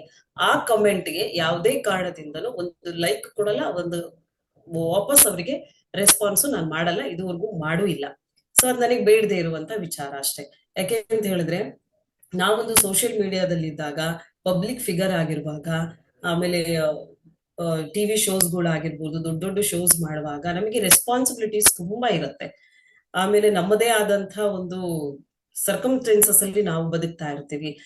ನಮಗೂ ಫ್ಯಾಮಿಲಿ ಇರುತ್ತೆ, ನಮಗೂ ಫ್ರೆಂಡ್ಸ್ ಇರ್ತಾರೆ, ಈ ಸಮಾಜದಲ್ಲಿ ಬದುಕ್ತಿರ್ತೀವಿ. ಸೊ ಅದನ್ನೆಲ್ಲ ನೋಡ್ಕೊಂಡು ಯಾವ್ದು ಸರಿ ಯಾವ್ದು ತಪ್ಪು ಅಂತ ಆಲೋಚನೆ ಮಾಡಿ ನಮಗ್ ಸರಿ ಅಂದದನ್ನ ಮಾತ್ರ ನಾವು ಸೋಷಿಯಲ್ ಮೀಡಿಯಾದಲ್ಲಿ ಹಾಕಿರ್ತೀವಿ. ಸೊ ಹಂಗಿರುವಾಗ ಯಾರೋ ಒಬ್ರು ನೆಗೆಟಿವ್ ಕಾಮೆಂಟ್ ಕೊಟ್ರು ಅಂದ ತಕ್ಷಣ ಆ ಪೋಸ್ಟ್ ನ ಚೇಂಜ್ ಮಾಡೋದಾಗ್ಲಿ, ಆ ಪೋಸ್ಟ್ ಡಿಲೀಟ್ ಮಾಡೋದಾಗ್ಲಿ, ರಿಮೂವ್ ಮಾಡೋದಾಗ್ಲಿ, ಅಥವಾ ಅವ್ರ ನೆಗೆಟಿವ್ ಕಾಮೆಂಟ್ಗೆ ನಾನ್ ಟಾಂಗ್ ಕೊಡ್ತೀನಿ ಅಂತ ಹೋಗ್ ನಿಲ್ಲೋದಾಗ್ಲಿ, ಅದು ನನ್ನ ಪ್ರಕಾರ ಮೂರ್ಖತನ. ನಾನು ಅವ್ರನ್ನ ಅಲ್ಲಿಗೆ ಬಿಟ್ಬಿಡ್ತೀನಿ. ಏನ್ ನನಗೆ ಪಾಸಿಟಿವ್ ಬರುತ್ತೆ ಅದನ್ನ ಮಾತ್ರ ನನ್ನ ಜೀವನದಲ್ಲಿ ನಾನು ಯಾವಾಗ್ಲೂ ಪಾಸಿಟಿವ್ ಆಗಿ ಇರಕ್ ಇಷ್ಟಪಡ್ತೀನಿ. ಪಾಸಿಟಿವ್ ಕಾಮೆಂಟ್ಸ್ ಗಳನ್ನೇ ತಗೊಳಕ್ ಇಷ್ಟಪಡ್ತೀನಿ. ಪಾಸಿಟಿವ್ ಪೀಪಲ್ ಮಾತ್ರ ರೆಸ್ಪಾನ್ಸ್ ಮಾಡಕ್ಕೆ ಇಷ್ಟಪಡ್ತೀನಿ. ಹಾಗಾಗಿ ನಂದು ಏನಿದ್ರು ಫೋಕಸ್ ಪಾಸಿಟಿವ್ ಕಡೆ. ಸೊ ನೆಗೆಟಿವ್ ಕಾಮೆಂಟ್ಸ್ ಕಡೆ ನಾನು ಹೋಗೋದೇ ಇಲ್ಲ, ಅದು ನೋಡೋದು ಇಲ್ಲ. Absolutely yes ma'am. ನಾವು ಇದು ಕಲ್ತ್ಕೋಬೇಕು. ಯಾಕಂದ್ರೆ ನಾವು ನೆಗೆಟಿವ್ ಅದ್ ಫೋಕಸ್ ಮಾಡ್ತೀವಿ, ಅದು ನಾವು ರಿಯಾಕ್ಟ್ ಆಗ್ತೀವಿ. ಯಾರನ್ನ ಎಸ್ ನೆಗೆಟಿವ್ ಎಸ್ ಕಮೆಂಟ್ ಮಾಡಿದ್ರೆ ನಾವು ಆಮ್, ಕೋಪ ಬರುತ್ತೆ. ಏನ್ ಮಾಡ್ಬೇಕು ನೆಕ್ಸ್ಟ್, ಇವ್ರ್ ತೋರ್ಸ್ಬೇಕು ನಾನು. That's a good thing what you expressed and ಒಂದು ಚೇತನ್, ನಾನು ಇದನ್ನ ಇನ್ನೊಂದು ಏನ್ ಹೇಳಕ್ ಇಷ್ಟಪಡ್ತೀನಿ ಅಂತ ಹೇಳಿದ್ರೆ, so end of the day ನಾವ್ ಏನಿದೆ ಪ್ರೊಫೆಷನ್, ಇದು ಆಸ್ ಎ ಇದು ಪ್ರೊಫೆಷನ್ ಅಷ್ಟೇ, ನಮ್ಗೆ ಇದು ನಮ್ ಲೈಫ್ ಅಲ್ಲ. ಸೊ ನಮ್ ಲೈಫ್ ನ ಲೀಡ್ ಮಾಡಕ್ಕೆ ಒಂದು ಪ್ರೊಫೆಷನ್ ಅಂತ ನಾವು ಸೆಲೆಕ್ಟ್ ಮಾಡ್ಕೊಂಡಿದೀವಿ. ಆ ಪ್ರೊಫೆಷನ್ ಇಂದ ನಾವು ಅರ್ನ್ ಮಾಡ್ತಿದೀವಿ, ನಮ್ಮ ಲೈಫ್ ನ ನಾವು ಲೀಡ್ ಮಾಡ್ತಿದೀವಿ. ಸೊ ನಮ್ ಲೈಫ್ ಅಂತ ಬಂದ್ರೆ ಎಂಡ್ ಆಫ್ ದ ಡೇ ನಮ್ಮ ಫ್ಯಾಮಿಲಿ. ಸೊ ನಮ್ಮ ಫ್ಯಾಮಿಲಿಯವ್ರು ಏನೋ ಒಂದು ಹೇಳ್ತಾರೆ, ಸೊ ಈಗ ನೀನ್ ಹಾಕಿರೋ ಕೋರ್ಸ್ ಸರಿ ಇಲ್ಲ, ಅಥವಾ ನೀನು ಈ ತರ ಮಾಡ್ತಿರೋದು ಸರಿ ಇಲ್ಲ ಅಂದಾಗ ಅದನ್ನ ಅಕ್ಸೆಪ್ಟ್ ಮಾಡೋದ್ರಲ್ಲಿ ಅರ್ಥ ಇದೆ. ಸೊ ನಮ್ಮವರು ನಮಗೋಸ್ಕರ ಹೇಳ್ತಿದ್ದಾರೆ, ನಾವೇನೋ ಗೊತ್ತೋ ಗೊತ್ತಿಲ್ದೇನೋ ತಪ್ಪು ಮಾಡಿದ್ರೆ ಅದನ್ನ ತಿದ್ಕೊಳ್ಳೋದ್ರಲ್ಲಿ ಒಂದು ಅರ್ಥ ಇದೆ. ಸೊ ಯಾರೋ ಗೊತ್ತಿಲ್ಲದೆ ಇರೋರು ಕಮೆಂಟ್ ಹಾಕಿ ನೆಗೆಟಿವ್ ಕಮೆಂಟ್ಸ್ ಹಾಕ್ಬಹುದು ಅಥವಾ ಪಾಸಿಟಿವ್. ಈಗ ಪಾಸಿಟಿವ್ ಕಮೆಂಟ್ ಹಾಕಿದ ತಕ್ಷಣ ವಾವ್ ನಾನ್ ಗ್ರೇಟ್, ಏನು ಅಷ್ಟು ಚೆನ್ನಾಗಿ ಕಮೆಂಟ್ ಹಾಕ್ತಿದಾರಪ್ಪ, ನಾನು ಹೀರೋಯಿನ್ ತರ ಇದ್ದೀನಂತೆ, ಸೊ ಆ ತರ ಇಗೋದು ತಪ್ಪು. ನೆಗೆಟಿವ್ ಕಾಮೆಂಟ್ ಹಾಕಿದ್ರೆ ಅವ್ನಿಗೆ ಟಾಂಗ್ ಕೊಟ್ಬಿಡೋಣ ಅನ್ನೋದು ತಪ್ಪು. ಸೊ ನನ್ನ ಪ್ರಕಾರವಾಗಿ ಎಂಡ್ ಆಫ್ ದ ಡೇ ಫ್ಯಾಮಿಲಿನೇ. ಸೊ ಫ್ಯಾಮಿಲಿಯಿಂದ ಏನಾದ್ರೂ ಫೀಡ್ಬ್ಯಾಕ್ ಬಂದ್ರೆ ಅದನ್ನ ಅಕ್ಸೆಪ್ಟ್ ಮಾಡ್ಕೊಳ್ಳಿ, ತಿದ್ಕೊಳಕಾದ್ರೆ ತಿದ್ಕೊಳ್ಳಿ, ಕೂತು ಮಾತಾಡಿ, ಇಲ್ಲ ನನ್ ಪ್ರೊಫೆಷನ್ ಹಿಂಗಿದೆ, ನನಗೆ ಪ್ರಮೋಷನ್ ಬೇಕಾಗುತ್ತೆ ಈ ರೀತಿ ಅಂತ ಅಲ್ಲಿ ಮನೆಯಲ್ಲಿ ಚರ್ಚೆ ಮಾಡ್ಕೊಂಡು ಸೊ ಒಂದು ಫೈನಲೈಸ್ ಮಾಡ್ಕೋಬಹುದು. ಅದು ಬಿಟ್ರೆ ಇಲ್ಲಿ ಏನೋ ಸೋಷಿಯಲ್ ಮೀಡಿಯಾಗೋಸ್ಕರ ಲೈಫ್ ನ ಎಲ್ಲೋ ಒಂದ್ ಕಡೆ ಹಾಳು ಮಾಡ್ಕೊಳ್ಳೋದು ನನ್ನ ಪ್ರಕಾರವಾಗಿ ತಪ್ಪು. ಸೋಷಿಯಲ್ ಮೀಡಿಯಾ ವರ್ಲ್ಡ್ ಅಲ್ಲಿ ಬೇರೆ ತರ ಆಕ್ಟ್ ಹಾ ಮಾಡ್ತಾರೆ. ಫ್ಯಾಮಿಲಿ ಮೆಂಬರ್ಸ್ ಒಳಗಡೆ ವರ್ಲ್ಡ್ ಅಲ್ಲಿ ಅವ್ರ ಮನೆಯಲ್ಲಿ ಅವ್ರು ಹ್ಮ್ ಬೇರೆ ತರ ಆಕ್ಟ್ ಮಾಡ್ತಾರೆ. ಇದು ಹ್ಮ್ ಯಾವ ತರ ವರ್ಕ್ ಆಗುತ್ತೆ? ಈಗ ಅದು ತಪ್ಪು ಅಂತ ನನಗೆ ಅನ್ಸಲ್ಲ. ಯಾಕಂತ ಹೇಳಿದ್ರೆ ನಾವೀಗ ಪ್ರೊಫೆಷನ್ ಆಗಿ ನಾವ್ ಹೇಗ್ ಬೇಕೋ ಆ ತರ ಇರ್ತೀವಿ. ಪರ್ಸನಲ್ ಲೈಫೇ ಬೇರೆ, ಪ್ರೊಫೆಷನ್ ಲೈಫೇ ಬೇರೆ. ಪರ್ಸನಲ್ ಲೈಫ್ ನ ಪ್ರೊಫೆಷನಲ್ ಹಾಕೋಂಗಿಲ್ಲ, ಪ್ರೊಫೆಷನಲ್ ಲೈಫ್ ನ ಪರ್ಸನಲ್ ಹಾಕೋಂಗಿಲ್ಲ. ಈಗ ಫಾರ್ ಎಕ್ಸಾಂಪಲ್ ನಾನು ಹ್ಮ್ ಕೆಲವೊಂದು ಶೋಸ್ ಮಾಡಕ್ಕೆ ಹೋಗ್ತೀನಿ ಅನ್ಕೊಳ್ಳಿ. ಈಗ ಫಾರ್ ಎಕ್ಸಾಂಪಲ್ ಧಾರ್ಮಿಕ ಪ್ರೋಗ್ರಾಮ್ಸ್ ಮಾಡ್ತೀನಿ. ಸೊ ಅವಾಗ ನನ್ನ ಉಡುಗೆ ತೊಡುಗೆ ಎಲ್ಲಾನು ಕೂಡ ಇಂಪಾರ್ಟೆಂಟ್ ಆಗತ್ತೆ. ಅಂದ್ರೆ ನಮ್ಮ ಸಂಸ್ಕೃತಿ ಪ್ರಕಾರವಾಗಿ ಲಕ್ಷಣವಾಗಿ ಸೀರೆ ಉಡ್ಕೊಂಡು, ದೊಡ್ಡದಾಗಿ ಹಣೆ ಹಾಗೆ ಬಿಂದಿ ಇಟ್ಕೊಂಡು, ಕುಂಕುಮ ಇಟ್ಕೊಂಡು, ಹೂ ಮುಡ್ಕೊಂಡು ಆ ಶೋನ ನಾವು ಮಾಡ್ಬೇಕಾಗತ್ತೆ. ಇಲ್ಲ ಯಾವ್ದೋ ಒಂದು ಹ್ಮ್ ಬೇರೆ ಯಾವ್ದೋ ಒಂದು ಸೆಲೆಬ್ರಿಟಿ ಇಂಟರ್ವ್ಯೂಸ್ ಹೋದೆ, ಅಲ್ಲಿ ಸ್ವಲ್ಪ ಮಾಡ್ರನ್ ಆಗಿ ಹೋಗ್ಬೇಕಾಗತ್ತೆ, ಮಾಡಾಗಿ ಹೋಗ್ಬೇಕಾಗತ್ತೆ. ಸೊ ಆಯಾ ಸಿಚುಯೇಷನ್ ಗೆ ತಕ್ಕಂಗೆ ನಮ್ದು ಹೋಗ್ತಾ ಇರುತ್ತೆ, ನಮ್ಮ ಪ್ರೊಫೆಷನ್ ಹೋಗ್ತಾ ಇರುತ್ತೆ. ನಮ್ಮ ಫ್ಯಾಮಿಲಿ ಅಂತ ಬಂದಾಗ ನಮ್ಮ ಫ್ಯಾಮಿಲಿ ಅದು ಪರ್ಸನಲ್ ಲೈಫ್ ಆಗುತ್ತೆ. ಸೊ ಪರ್ಸನಲ್ ಲೈಫಲ್ಲಿ ನಾವು ಹೆಂಗಿರ್ಬೇಕು, ರಿಯಾಲಿಟಿ ಅದು ಆಕ್ಚುಲಿ, ಇದು ರೀಲು, ಅದು ರಿಯಾಲಿಟಿ. ಸೊ ಇಲ್ಲಿ ನಾವೇನು ನಮ್ಮ ಪ್ರೊಫೆಷನ್ ಲೈಫಲ್ಲಿ ಆಯಾ ಸ್ಥಳಕ್ಕೆ ಆಯಾ ವಾತಾವರಣಕ್ಕೆ ತಕ್ಕಂಗೆ ನಾವು ಆಕ್ಚುಲಿ ಆ ಪ್ರೊಫೆಷನ್ ಕಂಟಿನ್ಯೂ ಮಾಡ್ಕೊಂಡು ಹೋಗ್ಬೇಕಾಗತ್ತೆ. ನೀವ್ ಹೇಳ್ದಂಗೆ ಆಕ್ಟ್ ಮಾಡ್ತಾ ಹೋಗ್ಬೇಕಾಗತ್ತೆ. ಸೊ ನಮ್ಮ ಪರ್ಸನಲ್ ಲೈಫ್ ಅಲ್ಲಿ ನಾವ್ ಆಸ್ ಯೂಶುವಲ್ ಹೆಂಗಿರ್ತೀವಿ, ನಾವೆಲ್ಲರೂ ಈಗ ನಾವೇನ್ ಟಿವಿನಲ್ಲಿ ವರ್ಕ್ ಮಾಡಿದ ತಕ್ಷಣ ನಾವೇನು ದುಡ್ಡು ದೇವ್ರುಗಳು ಅಥವಾ ಏನೋ ಅನ್ನೋ ತರ ಅಲ್ಲ. ಸೊ ನಾವು ಕೂಡ ಕಾಮನ್ ಪೀಪಲ್, ಅದು ನಮ್ಮ ಪ್ರೊಫೆಷನ್ ಆಗಿರುತ್ತೆ ಅಷ್ಟೇ. ಈಗ ಡಾಕ್ಟರ್ ಒಂದು ಪ್ರೊಫೆಷನ್ ಆದ್ರೆ ಆಂಕರ್ದ್ ಒಂದು ಪ್ರೊಫೆಷನ್, ಟೀಚರ್ದ್ ಒಂದು ಪ್ರೊಫೆಷನ್ ಅಷ್ಟೇನೆ. ಸೊ ಟೀಚರು ಸ್ಕೂಲ್ಗೆ ಹೋಗ್ತಾರೆ, ಟೀಚಿಂಗ್ ಮುಗಿಸ್ಕೊಳ್ತಾರೆ, ಮನೆಗೆ ಬರ್ತಾರೆ. ಅಲ್ಲಿ ಸ್ಕೂಲಲ್ಲಿ ಇರುವಾಗ ಟೀಚರ್ ಅಷ್ಟೇ, ಸ್ಟ್ರಿಕ್ಟ್ ಟೀಚರ್ ಆಗಿರ್ತಾರೆ. ಮನೆಗೆ ಬಂದಾಗ ಆಕೆನೂ ಒಬ್ಳು ಮಗು ತಾಯಿ ಆಗಿರ್ತಾಳೆ. ಸೊ ಅದ್ರಲ್ಲಿ ತಾಯಿತನ ಅವಳಲ್ಲಿ ಇದ್ದೇ ಇರುತ್ತೆ. ಸೊ ಹಂಗೆ ಆಯಾ ಸ್ಥಳಕ್ಕೆ ತಕ್ಕಂಗೆ ನಮ್ಮಲ್ಲಿರುವಂತಹ ಟ್ಯಾಲೆಂಟ್ ನ ಒಂದು ಇಂಟ್ರೊಡ್ಯೂಸ್ ಮಾಡೋದು ಅಥವಾ ಪ್ರೆಸೆಂಟ್ ಮಾಡೋದು ಅಷ್ಟೇ. ನೀವು ಚಿಕ್ಕವರು ಇರೋವಾಗ ಯಾವ್ದಾರ ಒಂದು ಶೋ ಆರ್ ಮೂವಿ ಇನ್ಸ್ಪೈರ್ ಆಗಿರೋದು? ಚಿಕ್ಕವರಿರುವಾಗ ನಾನು ತುಂಬಾ ಇಷ್ಟಪಟ್ಟು ನೋಡ್ತಿದ್ದು ಅಂದ್ರೆ reality show, dance reality show ಸೋನಿನಲ್ಲಿ ಬರ್ತಾ ಇತ್ತು. ಬೂಗಿ ಉಗಿ ಅಂತ ಒಂದು ಡ್ಯಾನ್ಸ್ ರಿಯಾಲಿಟಿ ಶೋ ಬರ್ತಿತ್ತು, ಅದು ನನ್ನ ಫೇವ್ರೆಟ್ ಶೋ. ಅದ್ ಬಿಟ್ರೆ ಇಂಡಿಯನ್ ಐಡಲ್, ಅವೆರಡು ನನ್ನ ಫೇವ್ರೇಟ್. ಸೊ ನಾನು ಸಿಂಗರ್ ಆಗಕ್ಕೆ ನನ್ನ ವಾಯ್ಸ್ ಚೆನ್ನಾಗಿಲ್ಲ, ಹಾಗಾಗಿ ಆಗ್ಲಿಲ್ಲ. ಡ್ಯಾನ್ಸರ್ ಆಗ್ಬೇಕು ಅಂತ ತುಂಬಾ ಆಸೆ ಇತ್ತು, ಬಟ್ ಡ್ಯಾನ್ಸ್ ಮಾಡ್ತೀನಿ ಈಗ್ಲೂ ಕೂಡ. ನಾನು ಪ್ರೊಫೆಷನಲ್ ಡ್ಯಾನ್ಸರ್ ಅಲ್ಲ, ಬಟ್ ಆ ಆಸೆನ ಆಕ್ಚುಲಿ ನನ್ನ ತಂಗಿ, she is a very good dancer. ನಾನು ಆಗಕ್ಕಾಗಿಲ್ಲ ಅಂತ ಹೇಳಿ ಅವಳಿಗೆ ಡ್ಯಾನ್ಸ್ ಕ್ಲಾಸ್ಗೆಲ್ಲ ಹಾಕಿ, ನಾವು she is a very good professional dancer, ಅವಳಿಗೆ ಕೊರಿಯೋಗ್ರಾಫರ್. ಸೊ ಹಂಗಾಗಿ ಅದೊಂದು ಇನ್ಸ್ಪೈರ್, ಆ ಒಂದು ಶೋ ಇಂದ ನಾನು ಇನ್ಸ್ಪೈರ್ ಆಗಿ ನನ್ನ ತಂಗಿನ ಗುಡ್ ಡ್ಯಾನ್ಸರ್ ಮಾಡಿದ್ದೀನಿ. So if you could go back to your younger self, ma'am, and yeah, advice ಕೊಡ್ತೀರಾ ಮ್ಯಾಮ್? ಅಡ್ವೈಸ್ ಏನ್ ಕೊಡಬಹುದು ಅಂತ ಹೇಳಿದ್ರೆ,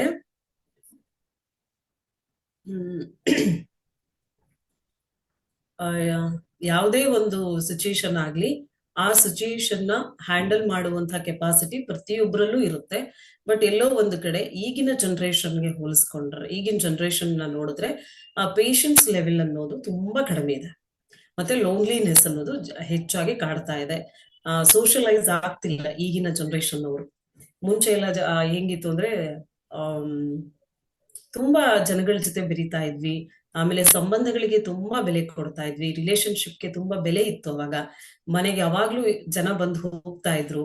ಅಂದ್ರೆ ಅಕ್ಕ ತಂಗಿ, ದೊಡ್ಡಮ್ಮನ ಮಕ್ಳು, ಚಿಕ್ಕಮ್ಮನ ಮಕ್ಳು, ಮಾವನ ಮಕ್ಳು, ಹಿಂಗೆ ಅವ್ರಗಳ ಜೊತೆ ಬೆರೀತಿದ್ವಿ, ಫ್ರೆಂಡ್ಸ್ ಜೊತೆ ಬೆರೀತಾ ಇದ್ವಿ. ಸೊ ಎಲ್ಲೋ ಒಂದು ಕಡೆ ಲೋನ್ಲಿನೆಸ್ ಅನ್ನೋದು ಫೀಲ್ ಆಗ್ತಿರ್ಲಿಲ್ಲ ಅವಾಗಿನ ಕಾಲದಲ್ಲಿ ಮಕ್ಕಳಿಗೆ. ಬಟ್ ಈಗಿನ ಮಕ್ಕಳಿಗೆ ಲೋನ್ಲಿನೆಸ್ ಅನ್ನೋದು ತುಂಬಾ ಫೀಲ್ ಆಗುತ್ತೆ. ಮನೆಗೆ ಒಬ್ರು ಅಥವಾ ಇಬ್ರು ಮಕ್ಳು ಮಾತ್ರ ಇರ್ತಾರೆ, ಅಪ್ಪ ಅಮ್ಮ ಇಬ್ರು ಕೆಲ್ಸಕ್ಕೆ ಹೋಗ್ತಾರೆ. ಆ ಮೊಬೈಲೇ ಅವ್ರಿಗೆ ಫ್ರೆಂಡ್ ಆಗಿರ್ತಾರೆ, ಮನೆಯಿಂದ ಆಚೆ ಎಲ್ಲೂ ಹೋಗಲ್ಲ. ಹೊರಗಡೆ ಯಾರ ಜೊತೆ ಹೆಂಗ್ ಮಾತಾಡ್ಬೇಕು, ಯಾರ ಜೊತೆ ಹೆಂಗ್ ಬಿಹೇವ್ ಮಾಡ್ಬೇಕು, ಸೊ ಈ ಒಂದು ಜನರಲ್ ನಾಲೆಡ್ಜ್ ಇರಲ್ಲ, ಕಾಮನ್ ಸೆನ್ಸ್ ಇಲ್ಲದೆ ನನ್ನ ಪ್ರಕಾರವಾಗಿ ಈಗಿನ ಜನರೇಷನ್ ಮಕ್ಕಳು ಬೆಳೀತಾ ಇದ್ದಾರೆ. ಸೊ ವಿ ಆರ್ ಲಕ್ಕಿ, ನಮ್ಮ ಜನರೇಷನ್ ಅಲ್ಲಿ ಆ ತರ ನಾವು ಫೇಸ್ ಮಾಡ್ಲಿಲ್ಲ. ಎಲ್ಲದನ್ನು ಕೂಡ ಬುಕ್ಕಿಂದ, ಇಂಟರ್ನೆಟ್ ಇಂದ ಓದಿ ತಿಳ್ಕೊಂಡು ಜೀವನನ ಸಾಗಿಸ್ಲಿಲ್ಲ ನಾವು. ಪ್ರಾಕ್ಟಿಕಲ್ ಆಗಿ ಎಲ್ಲಾನು ಅನುಭವಿಸಿ ಜೀವನ ಮಾಡ್ತಾ ಇದ್ದೀವಿ ನಾವುಗಳು. ನಮ್ಮ ಜನರೇಷನ್ 90s ವರ್ಗುನು ಏನಿತ್ತು ಅಲ್ಲಿವರೆಗೂ ಮಕ್ಳೆಲ್ರು ಅದೇ ತರ. ಬಟ್ ಈಗೆಲ್ಲ ಏನು ಅಂತ ಹೇಳಿದ್ರೆ ಪ್ರಾಕ್ಟಿಕಲ್ ಅನುಭವನೇ ಇಲ್ಲ ಯಾವ ಮಕ್ಳಿಗೂ ಕೂಡ, ಎಲ್ಲಾನು ಕೂಡ ಇಂಟರ್ನೆಟ್ ಇಂದನೇ ಆಗುತ್ತೆ.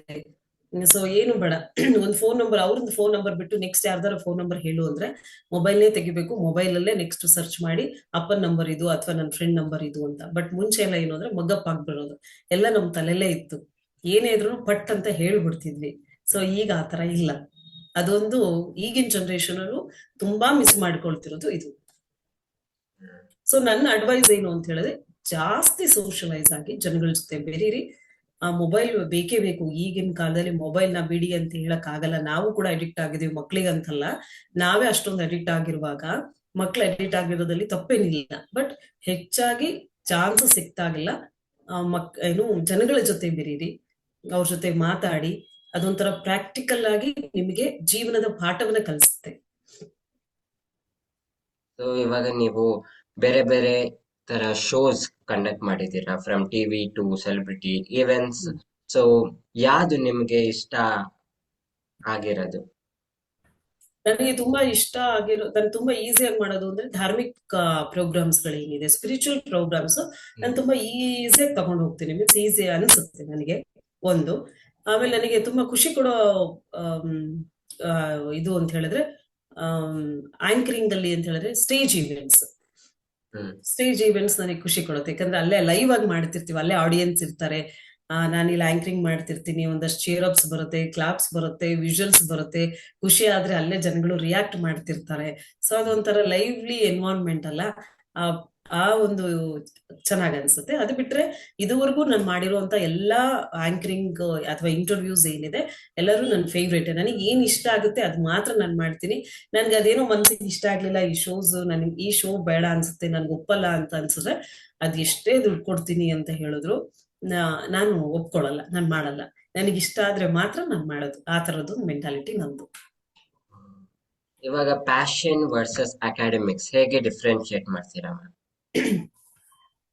Academics very very very important. ನನ್ನ ಪ್ರಕಾರವಾಗಿ ಓದು ತುಂಬಾ ಇಂಪಾರ್ಟೆಂಟ್. ಅಕಾಡೆಮಿಕ್ಸ್ ಅಲ್ಲಿ ನಿಮ್ ನಾಲೆಡ್ಜ್ ಇದ್ರೆ ಪ್ಯಾಷನ್ ನ ನೀವು ಯಾವ ಏಜ್ ಅಲ್ಲಿ ಬೇಕಾದ್ರೂ ಅದನ್ನ ಪ್ರೊಫೆಷನ್ ಆಗಿ ಕನ್ವರ್ಟ್ ಮಾಡ್ಕೊಳ್ಬಹುದು, ತಗೊಳ್ಬಹುದು. ಸೊ ಹೆಚ್ಚಿನದಾಗಿ ಪ್ಯಾಷನ್ಗೆ ನೀವು ಫೋಕಸ್ ಮಾಡಿದ್ರೆ, ಅಕಾಡೆಮಿಕ್ಸ್ ಅಲ್ಲಿ ಏನು ಇಲ್ಲ ಅಂತ ಹೇಳಿದ್ರೆ ಏನೋ ಎಂಡ್ ಆಫ್ ದ ಡೇ ನಿಮ್ಗೆ ಇದು ವರ್ಕ್ ಆಗಲ್ಲ ಅಂತ ನನ್ಗನ್ಸುತ್ತೆ. ಸೊ ಅಕಾಡೆಮಿಕ್ಸ್ ನಲ್ಲಿ ನೀವು ಇರ್ಲೇಬೇಕು. ಇಲ್ಲಿ ನಾಲೆಡ್ಜ್ ನೀವು ಎಷ್ಟು ಗೇನ್ ಮಾಡ್ಕೊಳಕ್ಕಾಗುತ್ತೋ ಅಷ್ಟು ಗೇನ್ ಮಾಡ್ಕೊಂಡು ಅದ್ರ ಜೊತೆನಲ್ಲಿ ಪ್ಯಾಷನ್ ನ ತಗೊಳ್ಬೇಕೇ ಹೊರತು ಪ್ಯಾಷನ್ನೇ ಮೇನ್ ಫೋಕಸ್ ಮಾಡ್ಕೊಂಡು ಅಕಾಡೆಮಿಕ್ಸ್ ಕಡೆ ನೀವೆಲ್ಲಾದ್ರೂ ಆ ಏನು ಆ ಫೋಕಸ್ ಕಡಿಮೆ ಮಾಡಿದ್ರೆ ನನ್ನ ಪ್ರಕಾರವಾಗಿ ತಪ್ಪು. ಸೊ ನಿಮ್ಮ experience working with G TV, ಆ ಫೇಸ್ ಹೇಗಿತ್ತು ಮತ್ತು ಯಾವ ತರ ಶೋಸ್ ಕಂಡಕ್ಟ್ ಮಾಡಿದ್ದೀರಿ ಮ್ಯಾಮ್ ಜಿ ಟಿವಿದಲ್ಲಿ? ನಾನು ಆಕ್ಚುಲಿ ಸುಮಾರು ಕನ್ನಡ ಟಿವಿ ಚಾನೆಲ್ಸ್ ಅಲ್ಲೇ ಆಂಕರಿಂಗ್ ಮಾಡಿದ್ದೀನಿ. ಚಿಕ್ಕ ಚಿಕ್ಕ ಚಾನಲ್ ಇಂದ ಹಿಡಿದು ಕೇಬಲ್ ಚಾನಲ್ ಇಂದ ಹಿಡಿದು ಸ್ಯಾಟಲೈಟ್ ಚಾನಲ್ ವರ್ಗು ವರ್ಕ್ ಮಾಡಿದ್ದೀನಿ. ನನ್ಗೇನು ಅಂತ ಹೇಳಿದ್ರೆ ಇದು ಕೇಬಲ್ ಚಾನಲ್ ಮಾಡಬಾರ್ದು, ಇದು ಸ್ಯಾಟಲೈಟ್ ಚಾನಲ್ ಮಾಡಬೇಕು ಅನ್ನೋಂಥ ಮೆಂಟಾಲಿಟಿ ಇಲ್ಲ. ಶೋ ಅಷ್ಟೇನೆ. ಅಲ್ಲಿ ನಮ್ ಟ್ಯಾಲೆಂಟ್ ಅಷ್ಟೇ, ನಮ್ ಟ್ಯಾಲೆಂಟ್ ನ ಇಲ್ಲೂ ಪ್ರೆಸೆಂಟ್ ಮಾಡ್ತೀವಿ, ಅಲ್ಲೂ ಪ್ರೆಸೆಂಟ್ ಮಾಡ್ತೀವಿ. ಬಟ್ ಏನು ಅಂತ ಹೇಳಿದ್ರೆ ಒಂದು ಡಿಫ್ರೆನ್ಸ್ ಏನು ಅಂತ ಹೇಳಿದ್ರೆ ಇಲ್ಲಿ ರೀಚ್ ಸ್ವಲ್ಪ ಕಡಿಮೆ ಆಗ್ಬಹುದು ಅಷ್ಟೇನೆ. ಕೇಬಲ್ ಚಾನೆಲ್ಗಳಲ್ಲಿ, ಸ್ಯಾಟಲೈಟ್ ಚಾನಲ್ ಅಲ್ಲಿ ಜಾಸ್ತಿ ಜನಕ್ಕೆ ನಾವು ರೀಚ್ ಆಗ್ತೀವಿ ಅನ್ನೋದು ಒಂದು ಕಾನ್ಸೆಪ್ಟ್. ಆಮೇಲೆ ಮನಿ ವೈಸ್ ಕೂಡ ಸ್ಯಾಟಲೈಟ್ ಚಾನಲ್ ಸ್ವಲ್ಪ ಚೆನ್ನಾಗಿ ಕೊಡ್ತಾರೆ ಅನ್ನೋದು ಒಂದಿರುತ್ತೆ. ಅಷ್ಟು ಬಿಟ್ರೆ ಇನ್ನೇನಿಲ್ಲ. ಬಟ್ ಎಲ್ಲಾ ಶೋಸೂನು ನಾವು ನಮ್ಮ ಕೇಪಬಲ್ ನ ಅಥವಾ ಆಂಕರ್ ಪ್ರವೀಣಿ ದಾಸ್ ಅಂತ ನನ್ನನ್ನು ಗುರುತಿಸಬೇಕು ಅಂತ ಹೇಳಿದ್ರೆ ಕೇಬಲ್ ಚಾನಲ್ ಅಲ್ಲೂ ನಾನು ಎಫರ್ಟ್ ಹಾಕಿ ಪ್ರೋಗ್ರಾಮ್ ಮಾಡಬೇಕು, ಸ್ಯಾಟಲೈಟ್ ಚಾನಲ್ ಅಲ್ಲೂ ಎಫರ್ಟ್ ಹಾಕಿ ಪ್ರೋಗ್ರಾಮ್ ಮಾಡ್ಬೇಕಾಗುತ್ತೆ. ಇಲ್ಲ ನನ್ ಕೇಬಲ್ ಚಾನಲ್ ಇದೆ ಹೆಂಗೋ ನಡೆಯುತ್ತೆ ಅಂತ ಹೇಳಿದ್ರೆ ಕೇಬಲ್ ಚಾನಲ್ ಅಲ್ಲಿ ನೋಡಿದ್ರೆ ಸ್ಯಾಟಲೈಟ್ ಅಲ್ಲಿ ನೋಡಿರ್ತಾರೆ, ಸ್ಯಾಟಲೈಟ್ ಅಲ್ಲಿ ನೋಡಿದ್ರೆ ಕೇಬಲ್ ಚಾನಲ್ ನೋಡಿರ್ತಾರೆ ಪ್ರವೀಣಿನ. ಸೊ ಹಂಗಾಗಿ ಎಲ್ಲೋ ಒಂದ್ ಕಡೆ ಯಾವತ್ತಿದ್ರು ಯುನಿಕ್ನೆಸ್ ನ ನಾನು ಮೇಂಟೈನ್ ಮಾಡಕ್ಕೆ ಆದಷ್ಟು, ಅಥವಾ ನನ್ನ ನಾಲೆಡ್ಜ್ ನ ಎಷ್ಟು ಸಹ ಇಂಪ್ರೂವ್ ಮಾಡ್ಕೊಳಕ್ ಆಗತ್ತೆ ಪ್ರತಿ ಶೋನಲ್ಲೂ ಅದನ್ನ ಇಂಪ್ರೂವ್ ಮಾಡ್ಕೊಂಡು ಹೋಗ್ತಿದ್ದೀನಿ. ಝೀನಲ್ಲಿ ಆಸ್ ಆಫ್ ನೌ ನಾನು ಒಂದು ಸ್ಪಿರಿಚುವಲ್ ಪ್ರೋಗ್ರಾಮ್ ನ ಮಾಡ್ತಿದ್ದೀನಿ, ಧಾರ್ಮಿಕ ಪ್ರೋಗ್ರಾಮ್ ನ ಮಾಡ್ತಿದ್ದೀನಿ. ಈಗ ಒಂದು 5-6 ಮಂತ್ಸ್ ಇಂದ ಝೀನಲ್ಲಿ ವರ್ಕ್ ಮಾಡ್ತಿದ್ದೀನಿ. ಬ್ಯೂಟಿಫುಲ್. ಇವಾಗ ಎಷ್ಟು important ma'am communication skills and stage presence for today's youth? Communication skill very very very important ಆಗುತ್ತೆ. ಯಾಕೆ ಅಂತ ಹೇಳಿದ್ರೆ ಕಮ್ಯುನಿಕೇಶನ್ ಸ್ಕಿಲ್ ಈಗ ಎಲ್ಲರಲ್ಲೂ ಅದು ಇರಲ್ಲ. ಕೆಲವ್ರಿಗೆ ಬೈ ಬರ್ತ್ ಬಂದ್ಬಿಟ್ಟಿರುತ್ತೆ, ಚೆನ್ನಾಗಿ ಮಾತಾಡ್ತಿರ್ತಾರೆ. ಆದ್ರೆ 4 ಜನದ ಮುಂದೆ ನಿಂತು ಪ್ರೆಸೆಂಟ್ ಮಾಡು ಅಂತ ಹೇಳಿದ್ರೆ ಅವರಿಗೆ ಆ ಧೈರ್ಯ ಇರಲ್ಲ. ಸೊ ಇಲ್ಲಿ ಎರಡೂ ಇಂಪಾರ್ಟೆಂಟ್ ಆಗುತ್ತೆ. ಕಮ್ಯುನಿಕೇಶನ್ ಒಂದೇ ಅಲ್ಲ, ಪ್ರೆಸೆಂಟೇಶನ್ ಸ್ಕಿಲ್ ಕೂಡ ಅಷ್ಟೇ ಇಂಪಾರ್ಟೆಂಟ್ ಆಗುತ್ತೆ. ತುಂಬಾ ನಾಲೆಡ್ಜ್ ಇರುತ್ತೆ ಕೆಲವರಿಗೆ, ತುಂಬಾ ಬುದ್ಧಿವಂತರು ಇರ್ತಾರೆ, ಆದ್ರೆ ಅದನ್ನ ಪ್ರೆಸೆಂಟ್ ಮಾಡೋದ್ರಲ್ಲಿ ಎಲ್ಲೋ ಒಂದ್ ಕಡೆ ಫೇಲ್ಯೂರ್ ಆಗ್ತಾರೆ. ಸೊ ಆ ತರ ಇರುತ್ತೆ. ಸೊ ಕಮ್ಯುನಿಕೇಶನ್ ಮತ್ತೆ ಪ್ರೆಸೆಂಟೇಶನ್ ಸ್ಕಿಲ್ ಎರಡೂ ಕೂಡ 50-50, ಅಂದ್ರೆ ಒಂದೇ ನಾಣ್ಯದ ಎರಡು ಮುಖಗಳು. ಹಂಗಿದ್ರೆ ಮಾತ್ರ ನೀವು ಸರ್ವೈವ್ ಆಗಕ್ಕೆ ಆಗತ್ತೆ. ನಾಟ್ ಓನ್ಲಿ ಆಂಕರಿಂಗ್ ಫೀಲ್ಡ್, ನೀವು IT ಡಿಪಾರ್ಟ್ಮೆಂಟ್ ಹೋದ್ರು ಅಷ್ಟೇ ಯಾವ್ದೋ ಒಂದನ್ನ ಪ್ರೆಸೆಂಟ್ ಮಾಡ್ಬೇಕು ಅಂತ ಇರುತ್ತೆ ನಿಮ್ದು. ಸೊ ಅವಾಗ ಪ್ರೆಸೆಂಟೇಶನ್ ಸ್ಕಿಲ್ ಯಾವ ಈಗ ನಿಮ್ಮಲ್ಲಿ ಇರಲ್ಲ, ನಿಮ್ಮಲ್ಲಿ ಹೆಚ್ಚಾಗಿ ನಾಲೆಡ್ಜ್ ಇರುತ್ತೆ, ಆ ಪ್ರೆಸೆಂಟ್ ಮಾಡೋ ಸ್ಕಿಲ್ ಇಲ್ಲ ಅಂತ ಹೇಳಿದ್ರೆ ನೀವು ಫೇಲ್ಯೂರೇ. ಸೊ ಹಾಗಾಗಿ ಪ್ರೆಸೆಂಟೇಶನ್ ಸ್ಕಿಲ್ಲು ಇರಬೇಕು, ಜೊತೆಗೆ ನಿಮ್ಗೆ ಕಮ್ಯುನಿಕೇಶನ್ ಸ್ಕಿಲ್ಲು ಇರ್ಲೇಬೇಕಾಗತ್ತೆ. ಅದನ್ನ ಹೆಂಗೆ ಬಿಲ್ಡ್ ಮಾಡ್ಕೊಳ್ಳೋದು? ಈಗ ಪ್ರೆಸೆಂಟೇಶನ್ ಸ್ಕಿಲ್ ನ ಅಂತ ಹೇಳಿದ್ರೆ ನಿಮ್ಮಲ್ಲಿ ಆ ಕಾನ್ಫಿಡೆನ್ಸ್ ಬರಬೇಕು ಅಂದ್ರೆ ನಾನು ಅದೇ ಹೇಳೋದು, ಸೋಷಲೈಸ್ ಆಗಿ ಅಂತ. ಜಾಸ್ತಿ ಹೆಚ್ಚಾಗಿ ಜನಗಳ ಜೊತೆ ಮಾತಾಡೋದನ್ನ ಕಲ್ತ್ಕೊಳ್ಳಿ. ಈಗ ಮನೇಲಿ 4 ಜನ ಇರ್ತಾರೆ, ಅಪ್ಪ ಅಮ್ಮ ಮಕ್ಳು ಅಷ್ಟೇ, ಅವ್ರ ಜೊತೆನೆ ಮನೆಗೆ ಯಾರಾದ್ರೂ ಒಬ್ರು ಎಕ್ಸ್ಟ್ರಾ ಬಂದ್ಬಿಟ್ರೆ ಅವ್ರಿಗೆ ಮಾತಾಡೋಕ್ ಬರಲ್ಲ ಕೆಲವು ಮಕ್ಳಿಗೆ. ಸೊ ಅಲ್ಲಿಂದಾನೇ ಗೊತ್ತಾಗ್ಬಿಡುತ್ತೆ ಮಗು ಯಾವ ತರ ಇದೆ ಅಂತ ಹೇಳಿ.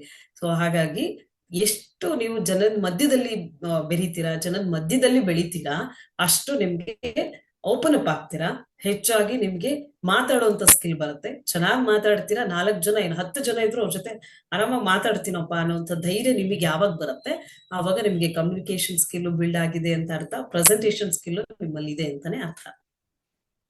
ನನ್ನ ಇದು ನೆಕ್ಸ್ಟ್ ಕ್ವಶನ್ ಇತ್ತು, ಹೇಗೆ ಬಿಲ್ಡ್ ಮಾಡ್ಬೇಕಂತ ನೀವೇ ಆನ್ಸರ್ ಕೊಟ್ಬಿಡಿ.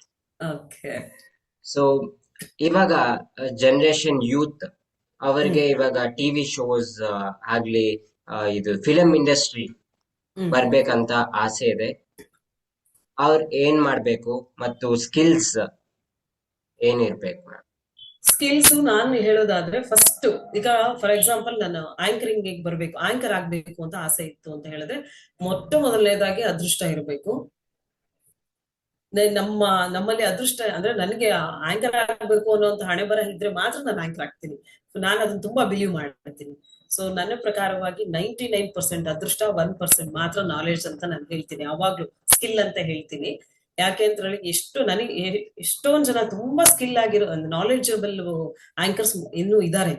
ಬಟ್ ಅವರು ಹೊರಗಡೆ ಟಿವಿ ಮುಂದೆ ಬರಕ್ ಆಗಿಲ್ಲ. ಅವ್ರಿಗೆ ತುಂಬಾ ನಾಲೆಡ್ಜ್ ಇದೆ, ಟಿವಿ ಮುಂದೆ ಬರಕ್ ಆಗಿಲ್ಲ. ಯಾಕೆ ಅಂತ ಹೇಳಿದ್ರೆ ಅದು ಅದೃಷ್ಟ. ಸೊ ಹಂಗಾಗಿ ನಾನು ತುಂಬಾ ಬಿಲೀವ್ ಮಾಡ್ತೀನಿ, ಒಂದು ಅದೃಷ್ಟ ಇರಬೇಕು. ಎರಡನೇದಾಗಿ, ನಾನು ಅವಾಗ್ಲೇ ಹೇಳ್ದಂಗೆ, ನಿಮಗೆ ಈಗ ಆಂಕರ್ ಆಗ್ತಿದ್ದೀನಿ, ಕನ್ನಡ ಆಂಕರ್ ಆಗ್ತಿದ್ದೀನಿ ಅಂದ್ರೆ, ಕನ್ನಡ ಲ್ಯಾಂಗ್ವೇಜ್ ಮೇಲೆ, ಕನ್ನಡದ ಭಾಷಾ ಜ್ಞಾನ ನಿಮಗೆ ಇರ್ಬೇಕಾಗತ್ತೆ, ಆ ಹಿಡಿತ ಇರ್ಬೇಕಾಗತ್ತೆ, ಪದ ಬಳಕೆ ತುಂಬಾ ಚೆನ್ನಾಗಿ ಗೊತ್ತಿರ್ಬೇಕಾಗತ್ತೆ. ಆಮೇಲೆ ನಮ್ಮ ಕನ್ನಡ ತುಂಬಾ ಚೆನ್ನಾಗಿದೆ, ತುಂಬಾ ಮುದ್ದಾಗಿದೆ, ಅದನ್ನ ಪ್ರೆಸೆಂಟ್ ಮಾಡುವಂತಹ ಸ್ಕಿಲ್ ನಿಮ್ಮಲ್ಲಿ ಇರ್ಬೇಕಾಗತ್ತೆ. ಸೊ ಇಷ್ಟು ಗುಣಗಳು ಬೇಸಿಕ್ ನೀಡ್ಸ್ ಆಕ್ಚುಲಿ. ಇಷ್ಟು ನಿಮ್ಮಲ್ಲಿ ಇದ್ರೆ ಖಂಡಿತವಾಗಿಯೂ ನೀವು ಆಂಕರ್ ಆಗಬಹುದು.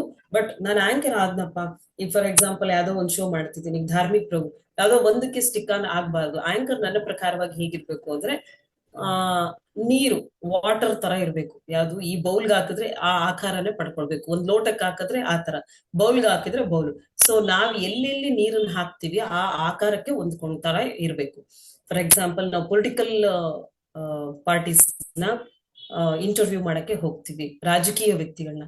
ಅವಾಗ ನಮ್ಮ ಸ್ಕಿಲ್ಲೇ ಬೇರೆ, ಅಂದ್ರೆ ನಮ್ಮ ಪ್ರೆಸೆಂಟೇಶನ್ ಬೇರೆ ಇರ್ಬೇಕಾಗತ್ತೆ, ನಮ್ಮ ಬಾಡಿ ಲ್ಯಾಂಗ್ವೇಜ್ ಬೇರೆ ಇರ್ಬೇಕಾಗತ್ತೆ, ಆಮೇಲೆ ನಮ್ಮ ವಾಯ್ಸ್ ಮಾಡ್ಯುಲೇಷನ್ ಬೇರೆ ಇರ್ಬೇಕಾಗತ್ತೆ.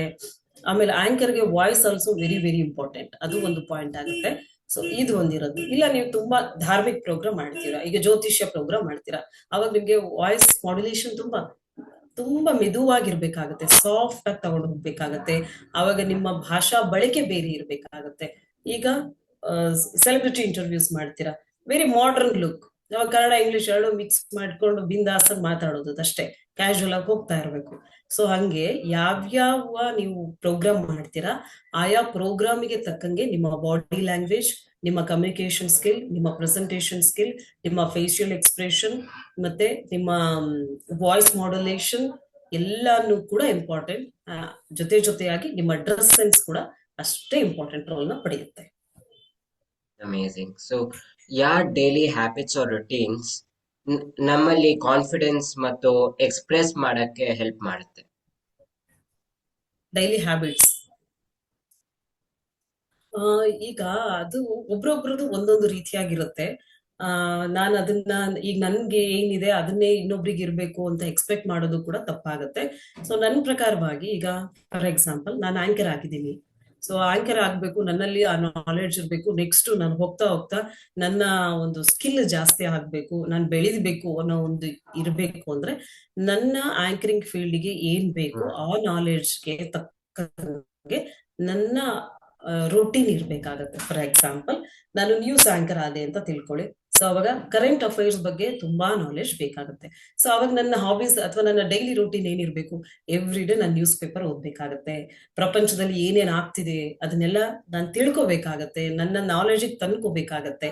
ಸೊ ಆ ರೀತಿಯಾಗಿ ಇರ್ಬೇಕಾಗುತ್ತೆ. ಹೆಚ್ಚು ಪುಸ್ತಕಗಳನ್ನ ಓದಿ, ಕನ್ನಡ ಆಂಕರ, ಕನ್ನಡ ನ್ಯೂಸ್ ಪೇಪರ್ಗಳನ್ನ ಓದಿ, ಕನ್ನಡ ಪುಸ್ತಕಗಳನ್ನ ಓದಿ. ಪುಸ್ತಕಗಳನ್ನ ಯಾಕೆ ಓದಿ ಅಂತ ನಾನು ಹೇಳ್ತೀನಿ ಅಂದ್ರೆ, ಪುಸ್ತಕ ಓದಿದಾಗ ನಿಮಗೆ ಏಕಾಗ್ರತೆ ಅನ್ನೋದು ಹೆಚ್ಚಾಗಿ ಬರುತ್ತೆ. ಬುಕ್ಸ್ ಓದೋ ಕೂತ್ಕೊಳ್ಳಿ, 1 ಪೇಜ್ ಅಥವಾ 2 ಪೇಜ್ ಓದೋಷ್ಟೊತ್ತಿಗೆ ನಮ್ಮ ಪೇಷನ್ಸ್ ಲೆವೆಲ್ ಫುಲ್ ಡೌನ್ ಆಗೋಗ್ಬಿಡುತ್ತೆ. ಯಾವನಿಗೆ ಬೇಕು ಗುರು ಇದು ಅನ್ಸ್ಬಿಡುತ್ತೆ. ಸೊ ಯಾಕೆ ಅಂದ್ರೆ ಆ ಪೇಷನ್ಸ್ ಲೆವೆಲ್ ಇಲ್ಲ ನಮ್ಗೆ, ಈಗಿನ ಜನರೇಷನ್ಗಂತೂ ಇಲ್ವೇ ಇಲ್ಲ. ಆ ರೀತಿ ಆಗಿದೆ. ಸೊ ಆ ಪೇಷನ್ಸ್ ಲೆವೆಲ್ ನ ನೀವು ಬಿಲ್ಡ್ ಮಾಡ್ಕೊಳ್ಬೇಕು. ಜೊತೆಗೆ ನಿಮ್ಮಲ್ಲಿರುವಂತ ಏಕಾಗ್ರತೆಯನ್ನ ಜಾಸ್ತಿ ಮಾಡ್ಕೊಳ್ಬೇಕು. ಆ ಪುಸ್ತಕದಲ್ಲಿ ಬರೆದಂತಹ ಆ ವರ್ಡ್ಸ್ ಏನಿದೆ, ಪದ ಬಳಕೆ, ಅದು ನಿಮ್ಮ ತಲೆನಲ್ಲಿ ಕೂರಬೇಕು. ಆ ಪದ ಬಳಕೆಯಿಂದ ಸಾಹಿತ್ಯಾತ್ಮಕವಾಗಿ ನೀವು ಮಾತಾಡ್ಬೇಕು ಅನ್ನೋದಾದ್ರೆ ಅವೆಲ್ಲವೂ ಕೂಡ ಇಂಪಾರ್ಟೆಂಟ್ ಆಗುತ್ತೆ. ಸೊ ಆ ರೀತಿಯಾಗಿ ನೀವು ನಿಮ್ಮ ಹವ್ಯಾಸಗಳನ್ನ ರೂಢಿಸ್ಕೊಳ್ಬೇಕಾಗತ್ತೆ, ಅಥವಾ ನಿಮ್ಮ ಒಂದು ಹ್ಯಾಬಿಟ್ಸ್ ನ ಮಾಡ್ಕೊಳ್ಬೇಕಾಗತ್ತೆ.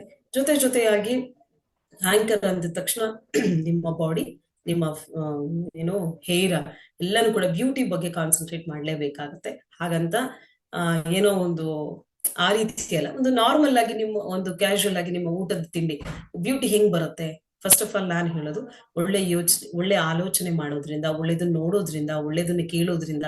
ಫಾರ್ ಎಕ್ಸಾಂಪಲ್, ನನಗೆ ತುಂಬಾ ಖುಷಿ ಕೊಡೋದು ಏನು ಅಂತ ಹೇಳಿದ್ರೆ, ಸಂಗೀತ ಕೇಳಿದ್ರೆ ನನಗೆ ಒಂಥರ ತುಂಬಾ ಚೆನ್ನಾಗ್ ಅನ್ಸುತ್ತೆ, ಖುಷಿ ಆಗುತ್ತೆ.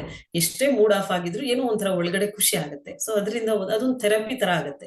ಸೊ ನನ್ನ ಮನಸ್ಸು ಖುಷಿ ಆದಾಗ ಆಬ್ವಿಯಸ್ಲಿ ನಾನು ನೋಡಕ್ ಚೆನ್ನಾಗೇ ಕಾಣಿಸ್ತೀನಿ, ಅಂದ್ರೆ ನನ್ನ ಬ್ಯೂಟಿ ಕೂಡ ಚೆನ್ನಾಗೇ ಆಗುತ್ತೆ. ಸೊ ಹಾಗಾಗಿ ನಿಮಗೆ ಏನ್ ಖುಷಿ ಕೊಡುತ್ತೆ, ಒಳ್ಳೇದನ್ನ ಮಾಡೋದ್ರಿಂದ, ಯಾವ್ಯಾವ ರೀತಿಯಾಗಿ ಒಳ್ಳೇದನ್ನ ಮಾಡೋದ್ರಿಂದ ಖುಷಿ ಕೊಡುತ್ತೆ, ಆ ರೀತಿಯಾದಂತ ವಿಚಾರಗಳನ್ನ ನಿಮ್ಮ ಜೀವನದಲ್ಲಿ ರೂಢಿಸ್ಕೊಳ್ಳಿ. ಆಮೇಲೆ ಒಳ್ಳೆ ಊಟಗಳನ್ನ, ಅಂದ್ರೆ ಮನೆಯಲ್ಲೇ ಮಾಡ್ಕೊಂಡಿರುವಂತಹದ್ದು, ಅಂದ್ರೆ ಯಾಕೆಂದ್ರೆ ಹೆಲ್ತ್ ತುಂಬಾ ಇಂಪಾರ್ಟೆಂಟ್ ಆಗುತ್ತಲ್ಲ, ಅದಕ್ಕೆ ಹೆಲ್ತ್, ಬ್ಯೂಟಿ ಇದನ್ನು ಕೂಡ ಕಾನ್ಸಂಟ್ರೇಟ್ ಮಾಡ್ಬೇಕಾಗತ್ತೆ. ಜೊತೆಯಾಗಿ ಓದುವಂತ ಹವ್ಯಾಸ ಯಾರಿಗಿರುತ್ತೆ ಅವರಿಗೆ ತುಂಬಾ ನಾಲೆಡ್ಜ್ ಇರುತ್ತೆ. ಆಮೇಲೆ ನೀವು ದೊಡ್ಡ ಈಗ ಸ್ಕೂಲು ಕಾಲೇಜ್ಗೆಲ್ಲ ಗೆಸ್ಟ್ಗಳನ್ನ ಕರೆಸ್ತೀವಿ. ಸೊ ಗೆಸ್ಟ್ ಕರೆಸಿದಾಗ ಅವರಿಗೆ ಭಾಷಣಕ್ಕೆ ಕೊಡ್ತೀವಿ. ಸೊ ಅವಾಗ ಏನ್ ಮಾಡ್ತೀವಿ ನಾವುಗಳೆಲ್ಲ ಅಂತ ಹೇಳಿದ್ರೆ, ಸ್ಕೂಲ್ ಕಾಲೇಜ್ ಅಂತಲ್ಲ, ಯಾವ್ದೇ ಒಂದು ಇವೆಂಟ್ ಹೋದ್ರು ಕೂಡ ಭಾಷಣ ಮಾಡಕ್ ಬಂದ್ರು ಅಂದ್ರೆ ಅದೊಂಥರ ರಿಲ್ಯಾಕ್ಸೇಷನ್ ಅಲ್ಲಿರುವಂತ ಆಡಿಯನ್ಸ್ಗೆ. ಸೊ ಅವ್ರೇನೋ ನೀರ್ ಕುಡಿಯೋದಂತೆ, ಅಥವಾ ಒಂದ್ಸಲಿ ವಾಶ್ರೂಮ್ ಗೆದ್ದೋಗ್ ಬರೋದಂತೆ, ಆ ಸ್ನಾಕ್ಸ್ ಹೋಗಿ ತಿಂದು ಬರೋದಂತೆ ಎಲ್ಲ ಮಾಡ್ತಾರೆ. ಸೊ ಅದು ಮಾಡೋದ್ ತಪ್ಪು ನನ್ನ ಪ್ರಕಾರವಾಗಿ. ಯಾಕೆ ನಾವಲ್ಲಿ ಗೆಸ್ಟ್ಗಳನ್ನ ಕರೆಸಿರ್ತೀವಿ ಅಂದ್ರೆ, ಅವರ ಅನುಭವದ ಮಾತುಗಳನ್ನ ನಿಮ್ಮ ಮುಂದೆ ಅವ್ರು ಹಂಚ್ಕೊಳ್ತಿರ್ತಾರೆ. ಸೊ ಅದು ಎಲ್ಲೂ ನಿಮ್ಗೆ ಸಿಗಲ್ಲ, ಯಾವ ಪುಸ್ತಕದಲ್ಲೂ ಸಿಗಲ್ಲ, ಯಾವ ನ್ಯೂಸ್ ಅಲ್ಲೂ ಅದು ಸಿಗಲ್ಲ. ಅವರ ಅನುಭವದ ಮಾತುಗಳು ಎಲ್ಲೋ ಒಂದ್ ಕಡೆ ನಿಮ್ಮ ಜೀವನಕ್ಕೆ ಒಂದು ಮೆಟ್ಟಿಲಾಗ್ಬಹುದು, ಸಾಧನೆಯ ಮೆಟ್ಟಿಲಾಗಬಹುದು. ನಾನು ಹಂಗ್ ಕಷ್ಟಪಟ್ಟೆ, ಹಿಂಗಾದೆ, ಇಷ್ಟು ಸ್ಟ್ರಗಲ್ ಮಾಡಿದೆ, ಈಗ ಇಲ್ಲಿದ್ದೀನಿ ಅಂತ ಹೇಳ್ತಾರೆ. ಸೊ ಆ ಸ್ಟ್ರಗಲ್ ಜರ್ನಿ ಹೇಳ್ತಾರೆ ಅಲ್ಲ, ಆ ಜರ್ನಿನಲ್ಲಿ ನಿಮ್ಗೆ ಏನಾದ್ರೂ ಒಂದು ಪಾಯಿಂಟ್ ಸಿಗ್ಬೋದು. ಸೊ ಹಾಗಾಗಿ ನಾನು ಹೇಳೋದೇನು ಅಂದ್ರೆ, ಅವ್ರ ಮಾತುಗಳನ್ನ ಕೇಳಿಸ್ಕೊಳ್ಳಿ. ಅಲ್ಲಿ ಎಲ್ಲೋ ಏನೋ ಒಂದೆರಡು ವರ್ಡ್ ಸಿಗುತ್ತೆ, ಎರಡು ವಾಕ್ಯಗಳು ಸಿಗುತ್ತೆ ನಿಮ್ಗೆ, ಅದ್ ನಿಮ್ಮ ಜೀವನವನ್ನೇ ಬದಲಾಯಿಸ್ಬೋದೇನೋ, ಹೇಳಕ್ಕಾಗಲ್ಲ. ಯಾರ್ಯಾರ ಟೈಮು ಯಾವ್ಯಾವಾಗ ಬರುತ್ತೆ, ಗುಡ್ ಟೈಮ್ ಯಾರಿಗೆ ಹೆಂಗೆ ಚೇಂಜ್ ಆಗುತ್ತೆ ಅಂತ ಹೇಳಕ್ಕಾಗಲ್ಲ. ಸೊ ಇವರೆಲ್ಲ ಮೈನ್ಯೂಟ್ ಥಿಂಗ್ಸ್ ನಾವು ನಮ್ಮ ಜೀವನದಲ್ಲಿ ತುಂಬಾ ಚೆನ್ನಾಗಿ ಸಿಗುತ್ತೆ, ಬಟ್ ಅದನ್ನ ನಾವ್ ಯಾರು ಯೂಟಿಲೈಸ್ ಮಾಡ್ಕೊಳ್ಳಲ್ಲ, ಬಿಟ್ಬಿಡ್ತೀವಿ ಈಸಿಯಾಗಿ. ಎಲ್ಲೋ ಒಂದ್ ಕಡೆ ಏನೋ ಒಂದ್ ಬೇಕು ಅಂದಾಗ ಅವಾಗ ಇಂಟರ್ನೆಟ್ ಸರ್ಚ್ ಮಾಡ್ತೀವಿ, ಮೊಬೈಲ್ ಸರ್ಚ್ ಮಾಡ್ತೀವಿ, ಅವಾಗ ನಮಗ್ ಸಿಗಲ್ಲ. ಆ ತರ ಮಾಡ್ಕೊಳ್ಳೋದು ನನ್ನ ಪ್ರಕಾರವಾಗಿ ತಪ್ಪು.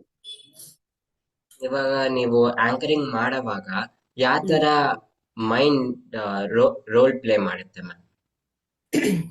ಆಂಕರಿಂಗ್ ಮಾಡುವಾಗ ಏನು ಅಂತ ಹೇಳಿದ್ರೆ, ನೋಡಿ, ಈಗ ಟಿವಿ ಮುಂದೆ ನಾನು ಬರ್ತೀನಿ, ಪ್ರವೀಣಿ ಬರ್ತಾಳೆ, ಫಸ್ಟ್ ಓಪನ್ ಆಗದೆ ಆಂಕರ್ ಇಂದ. ಸೊ ನನ್ನ ಮೂಡ್ ಎಷ್ಟೇ ಖರಾಬ್ ಆಗಿರ್ಲಿ, ಎಷ್ಟೇ ಬೇಜಾರಾಗಿರ್ಲಿ, ಈಗ ಪ್ರೋಗ್ರಾಮ್ ಶುರು ಆಗಕ್ಕಿಂತ ಮುಂಚೆ ಯಾರ ಜೊತೆ ಜಗಳ ಮಾಡ್ಕೊಂಡಿರ್ತೀನೋ, ಏನೇ ಆಗಿರ್ಲಿ, ಮೂಡ್ ಆಫ್ ಆಗಿರ್ಲಿ, ಏನೇ ಆದ್ರೂ ಕೂಡ ಅಲ್ಲಿ ನಗ್ನಗ್ತಾನೆ ನಾವು ಪ್ರೆಸೆಂಟ್ ಮಾಡ್ಬೇಕಾಗತ್ತೆ. ಅದು ವೆರಿ ಬಿಗ್ ಚಾಲೆಂಜ್ ಆಂಕರ್ಗೆ.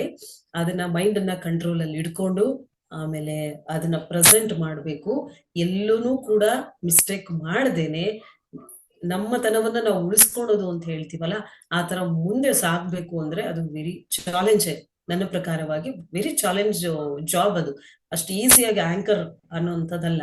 ಈಗ ಬಿಡಿ, anybody can anchor, anybody can dancer, anybody can singer ಅನ್ನೋ ತರ ಒಂದು ಕಾನ್ಸೆಪ್ಟ್ ಬಂದ್ಬಿಟ್ಟಿದೆ.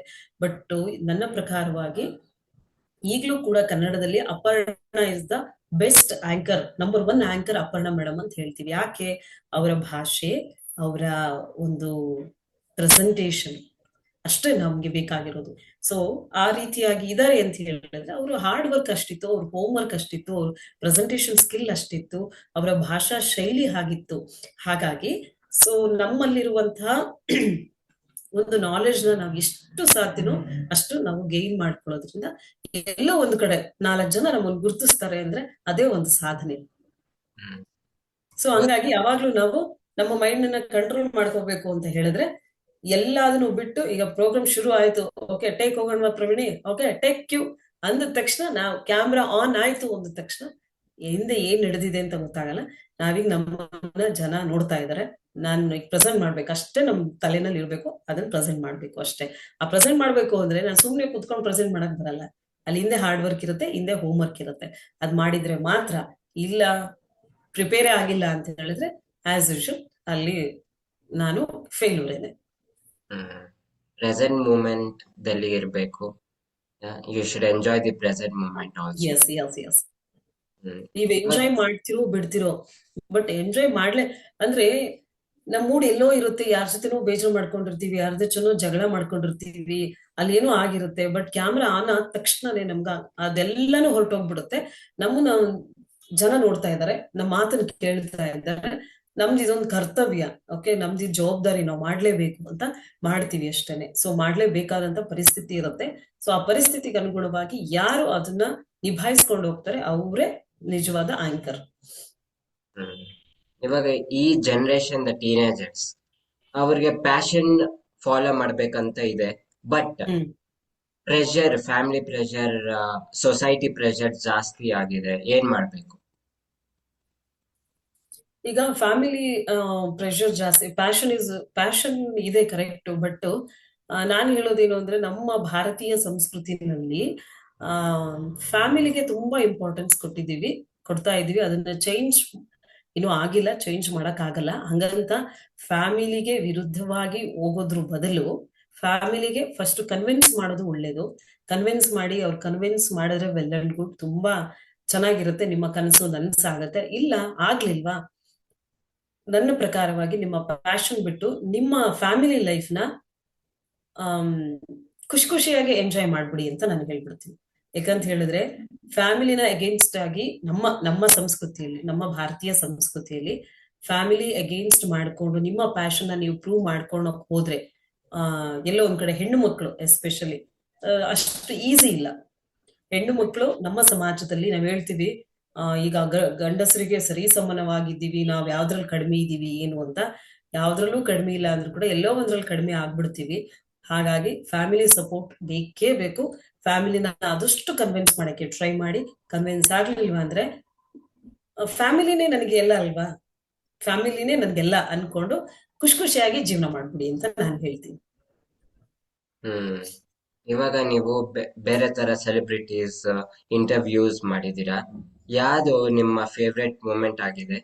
ಯಾವ ಫೇವ್ರೆಟ್ ಸೆಲೆಬ್ರಿಟಿನ ಮೀಟ್ ಆಗಿ ಅವ್ರ ಹತ್ರ ಮಾತಾಡಿ ಇನ್ಸ್ಪೈರ್ ಆಗಿರೋದು? ಸುಮಾರು ಸೆಲೆಬ್ರಿಟೀಸ್ ಇದ್ದಾರೆ. ಸೆಲೆಬ್ರಿಟಿ ಅಂದ್ರೆ ನನ್ನ ಪ್ರಕಾರವಾಗಿ ಹೀರೋ ಹೀರೋಯಿನ್ಸ್ ಮಾತ್ರ ಸೆಲೆಬ್ರಿಟಿ ಅಲ್ಲ. ಹಲವಾರು ಸಾಹಿತಿಗಳನ್ನ ಭೇಟಿ ಆಗಿದ್ದೀನಿ, ಕವಿಗಳನ್ನ ಭೇಟಿ ಆಗಿದ್ದೀನಿ. ಆಮೇಲೆ ಸಿವಿಲ್ ಡಿಪಾರ್ಟ್ಮೆಂಟ್ ಅಲ್ಲಿ ಅದನ್ನು ವರ್ಕ್ ಮಾಡಿದೀನಿ, ಪೊಲೀಸ್ ಡಿಪಾರ್ಟ್ಮೆಂಟ್ಸ್ ಅಲ್ಲಿ ಆಗಿರ್ಬೋದು. ಸಾರಿ, ಪ್ರತಿಯೊಬ್ಬರಲ್ಲೂ ಕೂಡ ಏನಾದ್ರೂ ಒಂದು ವಿಶೇಷತೆ ಇರುತ್ತೆ, ಏನಾದ್ರೂ ಒಂದು ಕಲಿಯೋದಿರುತ್ತೆ. ಸೊ ಹಾಗಾಗಿ ಪ್ರತಿಯೊಂದು ಮೂಮೆಂಟ್ ಕೂಡ, ಡಾಕ್ಟರ್ಸ್ ಇಂಟರ್ವ್ಯೂ ಮಾಡಿದಾಗ ಆಗಿರ್ಬೋದು, ಆಮೇಲೆ ಪ್ರೊಫೆಸರ್ಸ್ ನ ಇಂಟರ್ವ್ಯೂಸ್ ಮಾಡಿದಾಗ ಆಗಿರ್ಬೋದು. ಸೊ ಎಲ್ಲದೂ ಕೂಡ ಒಂದೊಂದು ಹೊಸ ಹೊಸ ಅನುಭವ, ಒಳ್ಳೆ ಒಂದು ಎಕ್ಸ್ಪೀರಿಯನ್ಸ್. ಎಲ್ಲದ್ರಲ್ಲೂ ಕೂಡ ನಾನು ಕಲ್ತಿದ್ದೀನಿ, ಖುಷಿ ಪಟ್ಟಿದ್ದೀನಿ. ಆಮೇಲೆ ಕೆಲವೊಂದು ಇಂಟರ್ವ್ಯೂಸ್ ನಾಟ್ ವರ್ತ್ ಅಪ್ಪ, ಇವ್ರು ಏನಕ್ಕೆ ಸುಮ್ನೆ ಟಿವಿ ಮುಂದೆ ಇವ್ರನ್ನ ಕರ್ಕೊಂಡ್ ಬಂದು ಇಂಟರ್ವ್ಯೂ ಮಾಡಿದ್ರೋ ಏನೋ ಅಂತಾನು ಅನ್ಕೊಂಡಿದೀನಿ. ಸೊ ಎಲ್ಲಾನು ಪಾಸಿಟಿವ್ ಅಂತಲ್ಲ, ಕೆಲವೊಂದ್ಸಲಿ ನನಗ್ ನಾನೇ ಅನ್ಕೊಂಡಿದೀನಿ, ಏನಕ್ ಬೇಕಿತ್ತು ಇವ್ರಲ್ಲಿ, ಏನಿದೆ ಅಂತ ಜನಗಳಿಗೆ ತೋರ್ಸೋದಿತ್ತು ಅಂತಾನು ಅನ್ಕೊಂಡಿದೀನಿ. ಆ ತರದನು ಅನುಭವ ಆಗಿದೆ ನನಗೆ. ಈ ತರನು ಅನುಭವ ಆಗಿದೆ. ಇವಾಗ ಟೀನೇಜರ್ಸ್ಗೆ ಪ್ಯಾಷನ್ ಮಾಡ್ಬೇಕು, ಪ್ಯಾಷನ್ ಇಂದ ಪ್ರೊಫೆಷನ್ ಕನ್ವರ್ಟ್ ಮಾಡ್ಬೇಕು, ಬಟ್ ಆಗ್ತಿಲ್ಲ. ಹೇಗೆ ನಾವು ಫೋಕಸ್ ಮಾಡ್ಬೇಕು ಒಂದು ಪ್ಯಾಷನ್? ಈಗ ಪ್ಯಾಷನ್ ನ ಪ್ರೊಫೆಷನ್ ಆಗಿ ಮಾಡ್ಕೊಳೋದ್ರಿಂದ ನನ್ನ ಲೈಫ್ ನ ಲೀಡ್ ಮಾಡಬಹುದಾ ಅನ್ನೋದನ್ನ ಫಸ್ಟ್ ಅವರು ಥಿಂಕ್ ಮಾಡ್ಬೇಕು. ಓಕೆ, ಈಗ ನನ್ನ ಪ್ಯಾಷನ್, ಈಗ ಫಾರ್ ಎಕ್ಸಾಂಪಲ್ ನನ್ನ ಆಂಕರಿಂಗ್ ಪ್ಯಾಷನ್ ಆಗಿತ್ತು ಅಷ್ಟೇ, ಅದನ್ನ ನಾನು ಪ್ರೊಫೆಷನ್ ಆಗಿ ತಗೊಂಡೆ. ಈಗ ಅದನ್ನ ನನ್ನ ಲೈಫ್ ಲೀಡ್ ಮಾಡ್ತಿದ್ದೀನಿ, ಅರ್ನ್ ಮಾಡ್ತಿದ್ದೀನಿ, ಚೆನ್ನಾಗಿ ನನ್ನ ಲೈಫ್ ಲೀಡ್ ಮಾಡ್ತಿದ್ದೀನಿ ಅನ್ನೋ ಸಂದರ್ಭದಲ್ಲಿ ಓಕೆ. ಅದರ್ವೈಸ್ ನನ್ನ ಪ್ಯಾಷನ್ನೇ ನನ್ನ ಪ್ರೊಫೆಷನ್ ಆಗಿ ಮಾಡ್ಕೊಂತೀನಿ, ಅದರಿಂದ ನನ್ನ ಲೈಫ್ ಲೀಡ್ ಮಾಡಕ್ ಕಷ್ಟ ಆಗ್ತಿದೆ ಅಂದ್ರೆ ಏನ್ ಪ್ರಯೋಜನ ಏನು? ಎಂಡ್ ಆಫ್ ದ ಡೇ ನಮಗೆ ಬೇಕಾಗಿರೋದು ದುಡ್ಡು. ಅಂದ್ರೆ ಜೀವನವನ್ನ ಸಾಗಿಸ್ಲಿಕ್ಕೆ ಒಂದಷ್ಟು ದುಡ್ಡು ಬೇಕೇ ಬೇಕು, ನಮ್ಮ ಕಮಿಟ್ಮೆಂಟ್ಸ್ ಗಳನ್ನೆಲ್ಲ ನಾವು ಸರಿದೂಗಿಸ್ಕೊಂಡು ಹೋಗ್ಲಿಕ್ಕೆ. ಸೊ ಎಲ್ಲೋ ಒಂದ್ ಕಡೆ ನಮ್ಮ ಪ್ಯಾಷನ್ ಆ ಒಂದು ಫಿನಾನ್ಷಿಯಲ್ ಸ್ಟೇಟ್ಮೆಂಟ್ ನ ಅಥವಾ ಫಿನಾನ್ಷಿಯಲ್ ನಮ್ಗೆ ಸರಿಯಾಗಿ ಕೊಡ್ತಿಲ್ಲ ಅಂದಾಗ ಅದನ್ನ ಪ್ರೊಫೆಷನ್ ಆಗಿ ಮಾಡ್ಕೊಳ್ಳೋದು ತಪ್ಪು. ಪ್ಯಾಷನ್ ಆಗೇ ಇರ್ಲಿ, ನಿಮ್ಮ ಪ್ರೊಫೆಷನ್ ಏನಿದೆ ಆ ಪ್ರೊಫೆಷನ್ ನ ನೀವು ಮುಂದುವರ್ಸ್ಕೊಂಡು ಹೋಗೋದೇ ಒಳ್ಳೇದು. ಹ್ಮ್. ಇವಾಗ ನೀವು ಟಿವಿ ಆಂಕರು, ಆಕ್ಟರು, ಈ ಕ್ರಿಯೇಟಿವಿಟಿ ಎಲ್ಲ ಹೇಗೆ ಮೇಂಟೈನ್ ಮಾಡ್ತೀರಾ? ಆ ಏನ್ ಗೊತ್ತಾ ಚೇತನ್, ನಾವು ತುಂಬಾ ಇಷ್ಟಪಟ್ಟು ಕೆಲಸ ಮಾಡ್ತೀನಿ ಅಲ್ಲ, ಅದೇ ನನ್ನ ಕ್ರಿಯೇಟಿವಿಟಿ. ಕಷ್ಟಪಟ್ಟು ಮಾಡಲ್ಲ. ಈಗ ಫಾರ್ ಎಕ್ಸಾಂಪಲ್ ಯಾವ್ದೋ MNC ನಲ್ಲಿ ವರ್ಕ್ ಮಾಡೋ ಒಳ್ಳೆ ದುಡ್ಡು ಬರುತ್ತೆ, ತಿಂಗಳಿಗೆ 1,00,000 ರೂಪಾಯಿ ದುಡ್ಡು ಸಿಗುತ್ತೆ ನೋಡು ಅಂತ ಅಂದ್ರೆ ಮೇ ಬಿ ಅದು ನನಗೆ ಕಷ್ಟ ಆಗುತ್ತೆ. ಯಾಕಂದ್ರೆ ನನ್ಗೆ ಅದು ಇಷ್ಟ ಇಲ್ಲ, ಕಷ್ಟಪಟ್ಟು ಹೋಗ್ಬೇಕಾಗತ್ತಲ್ಲ, ಹಂಗಾಗಿ ನನಗೆ ಕಷ್ಟ ಆಗುತ್ತೆ. ಸೊ ಇದೆಲ್ಲ ಏನು ಅಂತ ಹೇಳಿದ್ರೆ, ತುಂಬಾ ಇಷ್ಟಪಟ್ಟು ಮಾಡೋದ್ರಿಂದ ಕೆಲವೊಂದ್ಸಲಿ ನಿದ್ರೆ ಆಗಲ್ಲ ಕರೆಕ್ಟ್ ಟೈಮಿಗೆ, ಊಟ ತಿಂಡಿ ಅಂತೂ ಆಗದೇ ಇಲ್ಲ ಸರಿ ಆನ್ ಟೈಮ್. ನಾವು ಊಟ ತಿಂಡಿ ಮಾಡಕ್ ಆಗಲ್ಲ, ನಿದ್ರೆ ಆಗಲ್ಲ, ಫ್ಯಾಮಿಲಿ ಟೈಮ್ಗೆ ಕೊಡಕ್ಕಾಗಲ್ಲ, ಫ್ಯಾಮಿಲಿ ಜೊತೆ ಹೋಗಕ್ಕಾಗಲ್ಲ. ಫ್ಯಾಮಿಲಿನಲ್ಲಿ ಎಲ್ಲ ಟ್ರಿಪ್ ಪ್ಲಾನ್ ಮಾಡಿರ್ತಾರೆ, ಆ ಟೈಮಲ್ಲಿ ನಮ್ಗೆ ಇಲ್ಲೇನೋ ಒಂದು ಇವೆಂಟ್ ಇರುತ್ತೆ ಅಥವಾ ಇಲ್ಲೇನೋ ಒಂದು ಪ್ರೋಗ್ರಾಮ್ ಇರುತ್ತೆ. ಸೊ ಈ ತರ ಎಲ್ಲ ಸುಮಾರು ಸ್ಯಾಕ್ರಿಫೈಸ್ ಮಾಡ್ಬೇಕಾಗತ್ತೆ. ಇದೆಲ್ಲ ಏನು ಈ ಒಂದು ಫೀಲ್ಡ್ ಅಂತಲ್ಲ, ಎಲ್ಲಾ ಫೀಲ್ಡ್ ಅಲ್ಲೂ ಇರುತ್ತೆ. ನಾನು ಏನೋ ಒಂದು ಸಾಧನೆ ಮಾಡ್ಬೇಕು ಅಂದ್ರೆ ಬೇಕಾದಷ್ಟು ಒಳ್ಳೊಳ್ಳೆ ಸಂಗತಿಗಳನ್ನ ನಾನು ಸ್ಯಾಕ್ರಿಫೈಸ್ ಮಾಡ್ಬೇಕಾಗತ್ತೆ. ಸ್ಯಾಕ್ರಿಫೈಸ್ ಮಾಡಿದಾಗ್ಲೆ ಮಾತ್ರ ನೀವು ಸಾಧಕರಾಗ್ಲಿಕ್ಕೆ ಹತ್ರ ಆಗ್ತೀರಾ, ಸಾಧನೆ ಮಾಡೋದಕ್ಕೆ ಸ್ವಲ್ಪ ಹತ್ರ ಆಗ್ತೀರಾ. ಹಾಗಾಗಿ ನಾನು ಹೇಳೋದೇನು ಅಂತ ಹೇಳಿದ್ರೆ, ಸೊ ಸ್ಯಾಕ್ರಿಫೈಸ್ ಮಾಡ್ಬೇಕಾಗತ್ತೆ ಕೆಲವೊಂದು ವಿಚಾರಗಳನ್ನ.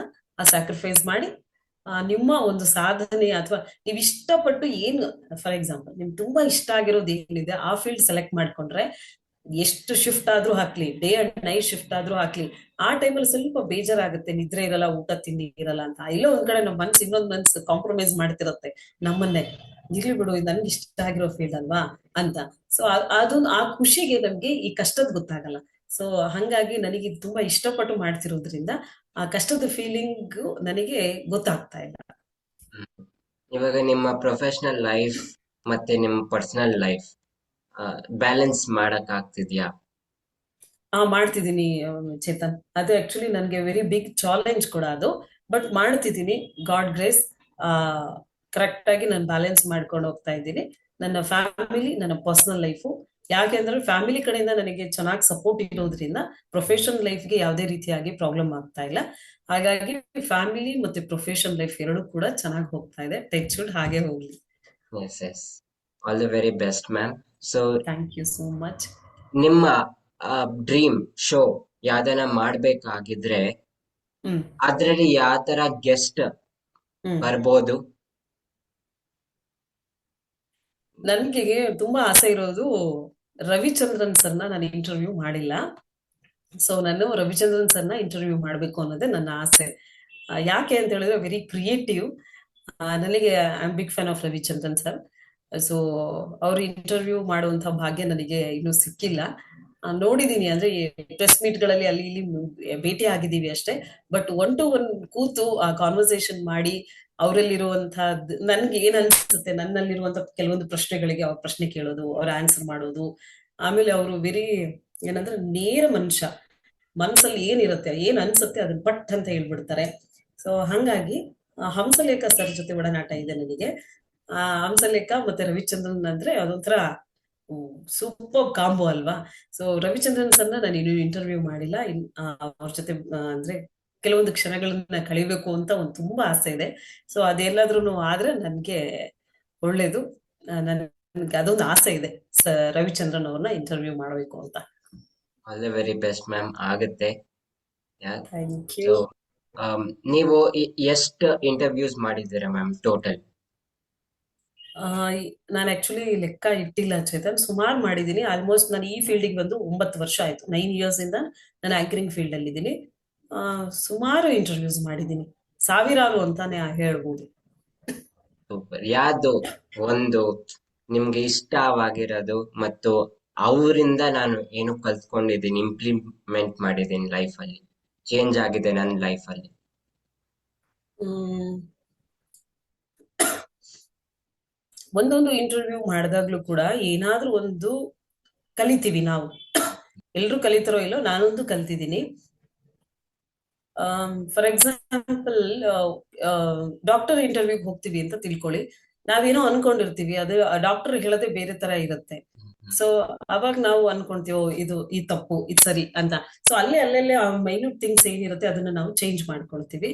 ಹಾಗಾಗಿ ಪ್ರತಿಯೊಂದು ಇಂಟರ್ವ್ಯೂನಲ್ಲೂ ಕೂಡ ನಾನು ಏನಾದ್ರೂ ಒಂದು ಕಲ್ತ್ಕೊಂಡೇ ಬರ್ತೀನಿ.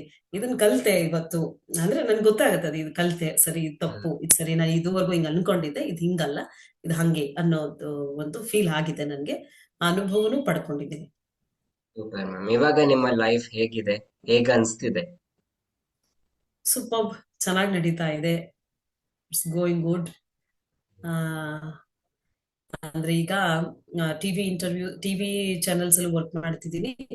ಆ, ಮತ್ತೆ ಸ್ಟೇಜ್ ಶೋಸು ಮಾಡ್ತಾ ಇದ್ದೀನಿ, ಆಂಕರಿಂಗ್ ಮಾಡ್ತಿದ್ದೀನಿ, ವಾಯ್ಸ್ ಓವರ್ ಆರ್ಟಿಸ್ಟ್ ಕೂಡ ಆಗಿದ್ದೀನಿ.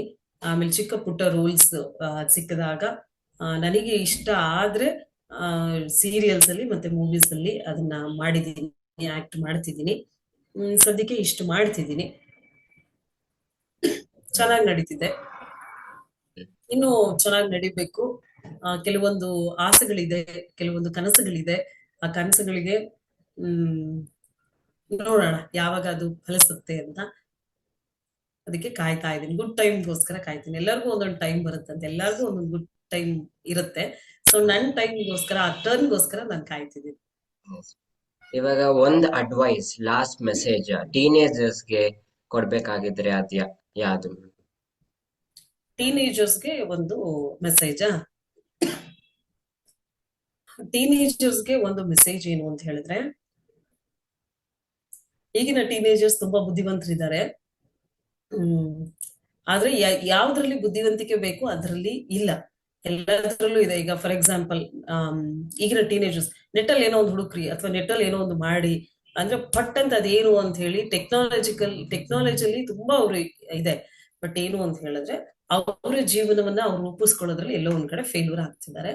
ನಾನು ಅವಾಗ್ಲೇ ಹೇಳ್ದಂಗೆ ಅವ್ರ ಲೋನ್ಲಿನೆಸ್ ಆಗಿರ್ಬೋದು, ಅಥವಾ ಸೋಷಲೈಸ್ ಆಗೋದು ಕಡಿಮೆ ಆಗಿರ್ಬಹುದು, ಅಥವಾ ಅವ್ರ ಮನೆಯಲ್ಲಿರುವಂತಹ ಎನ್ವೈರನ್ಮೆಂಟ್ ಆಗಿರ್ಬೋದು, ಇದೆಲ್ಲವೂ ಕೂಡ ಆಗತ್ತೆ. ಸೊ ನನ್ನ ಪ್ರಕಾರವಾಗಿ ಈಗಿನ ಒಂದು ಟೀನೇಜರ್ಸ್ ಏನು ಅಂತ ಹೇಳಿದ್ರೆ,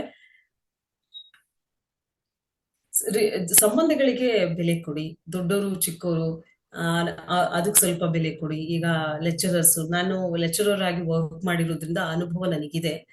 ಏನು ಅಂತ ಹೇಳಿದ್ರೆ, ನಾವು ಲೆಕ್ಚರರ್ಸ್ ಪಾಠ ಮಾಡ್ತಿರ್ತಾರೆ, ಬೋರ್ಡ್ ಮೇಲೆ ಬರೀತಿರ್ತಾರೆ.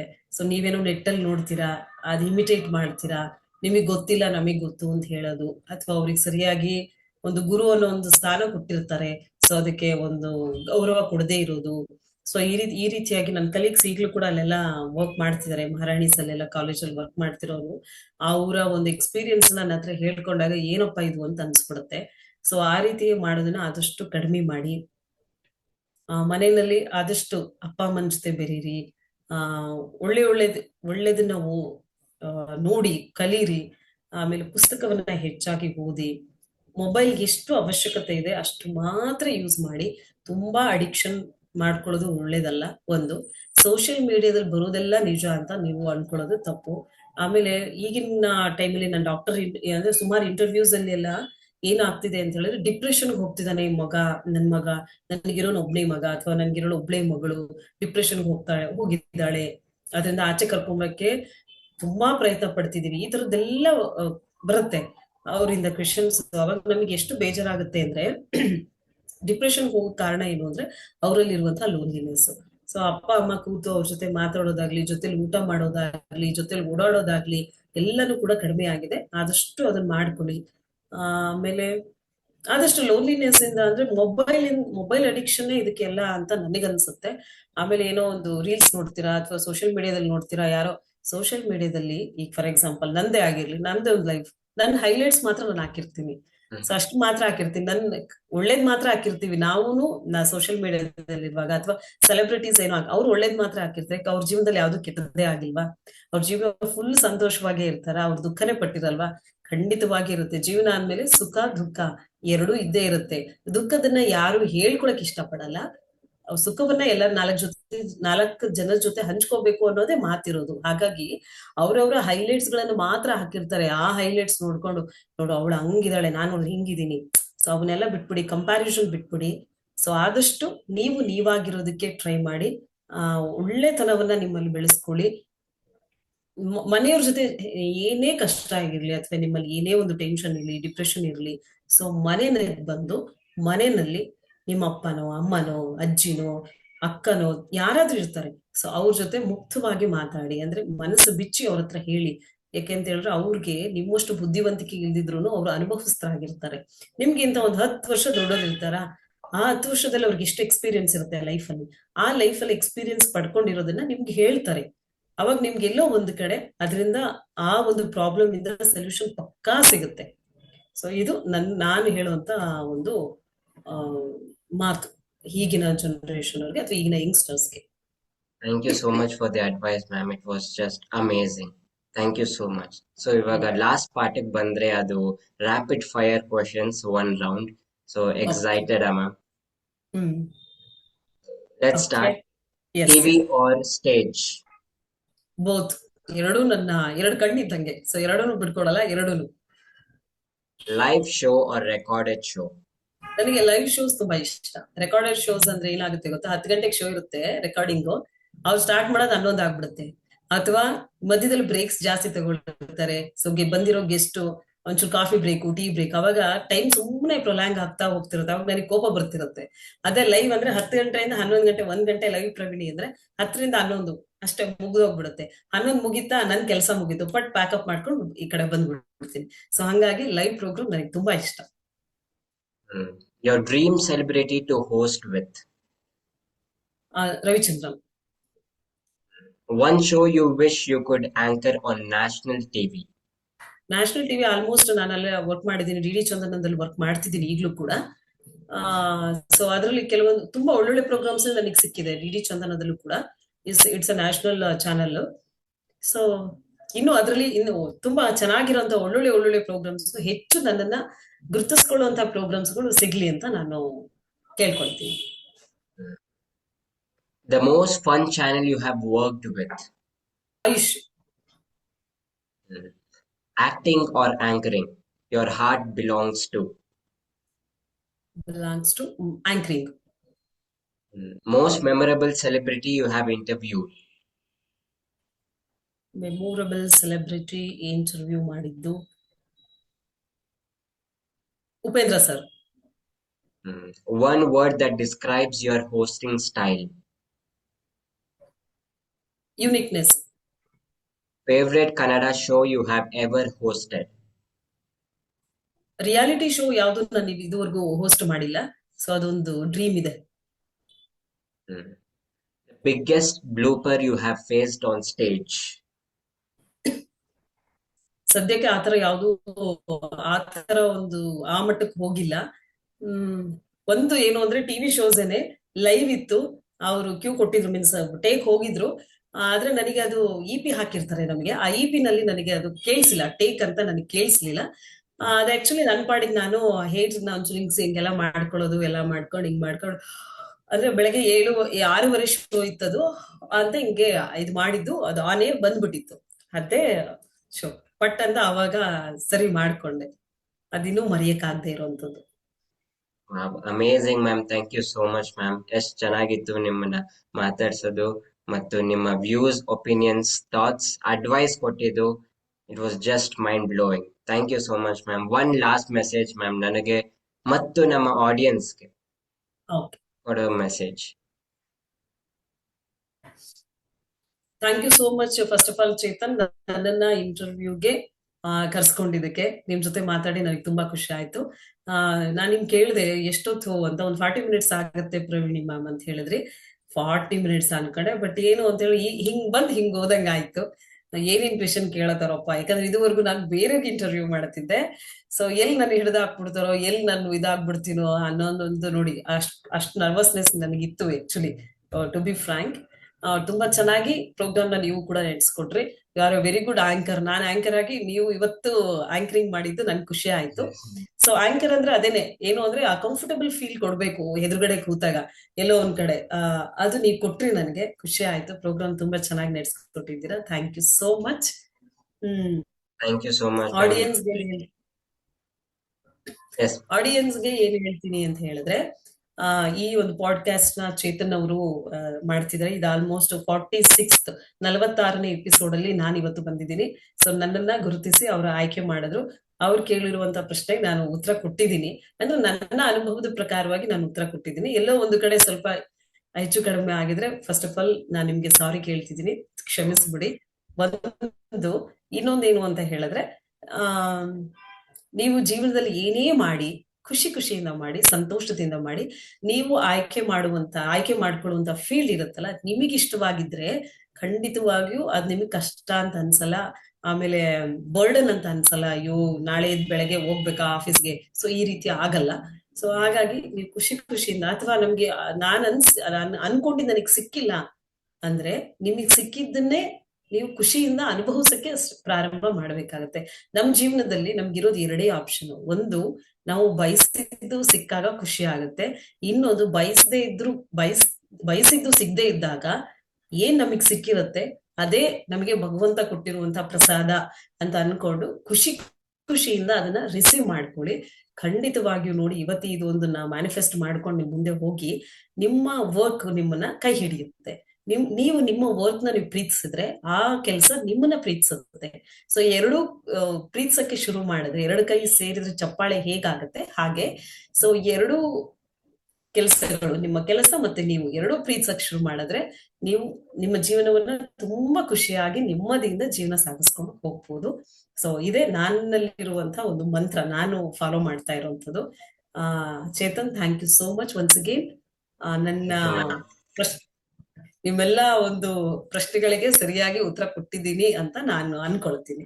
ಅಬ್ಸಲ್ಯೂಟ್ಲಿ ಎಸ್ ಮ್ಯಾಮ್, ನೀವು ಎಲ್ಲ ಪ್ರಶ್ನೆಗಳು ಆನ್ಸರ್ ಕಂಪ್ಲೀಟ್ 100% ಕೊಟ್ಟಿದ್ದೀರಾ. ಅದಕ್ಕಿಂತ ಮೇಲೆ ಹೇಳ್ಬೋದು ನಾನು. Was just awesome. ನಾನು ಎಷ್ಟೊಂದು ತಿಳ್ಕೊಂಡೆ ಇವತ್ತು ಪಾಡ್ಕಾಸ್ಟ್ ಅಲ್ಲಿ. So thank you so much, loved it. Thank you. Thank you so much once again. Thank you. Thank you so much, audience, for being a part of this episode. Looking forward to have you in my next episode 47. Till then, take care and goodbye.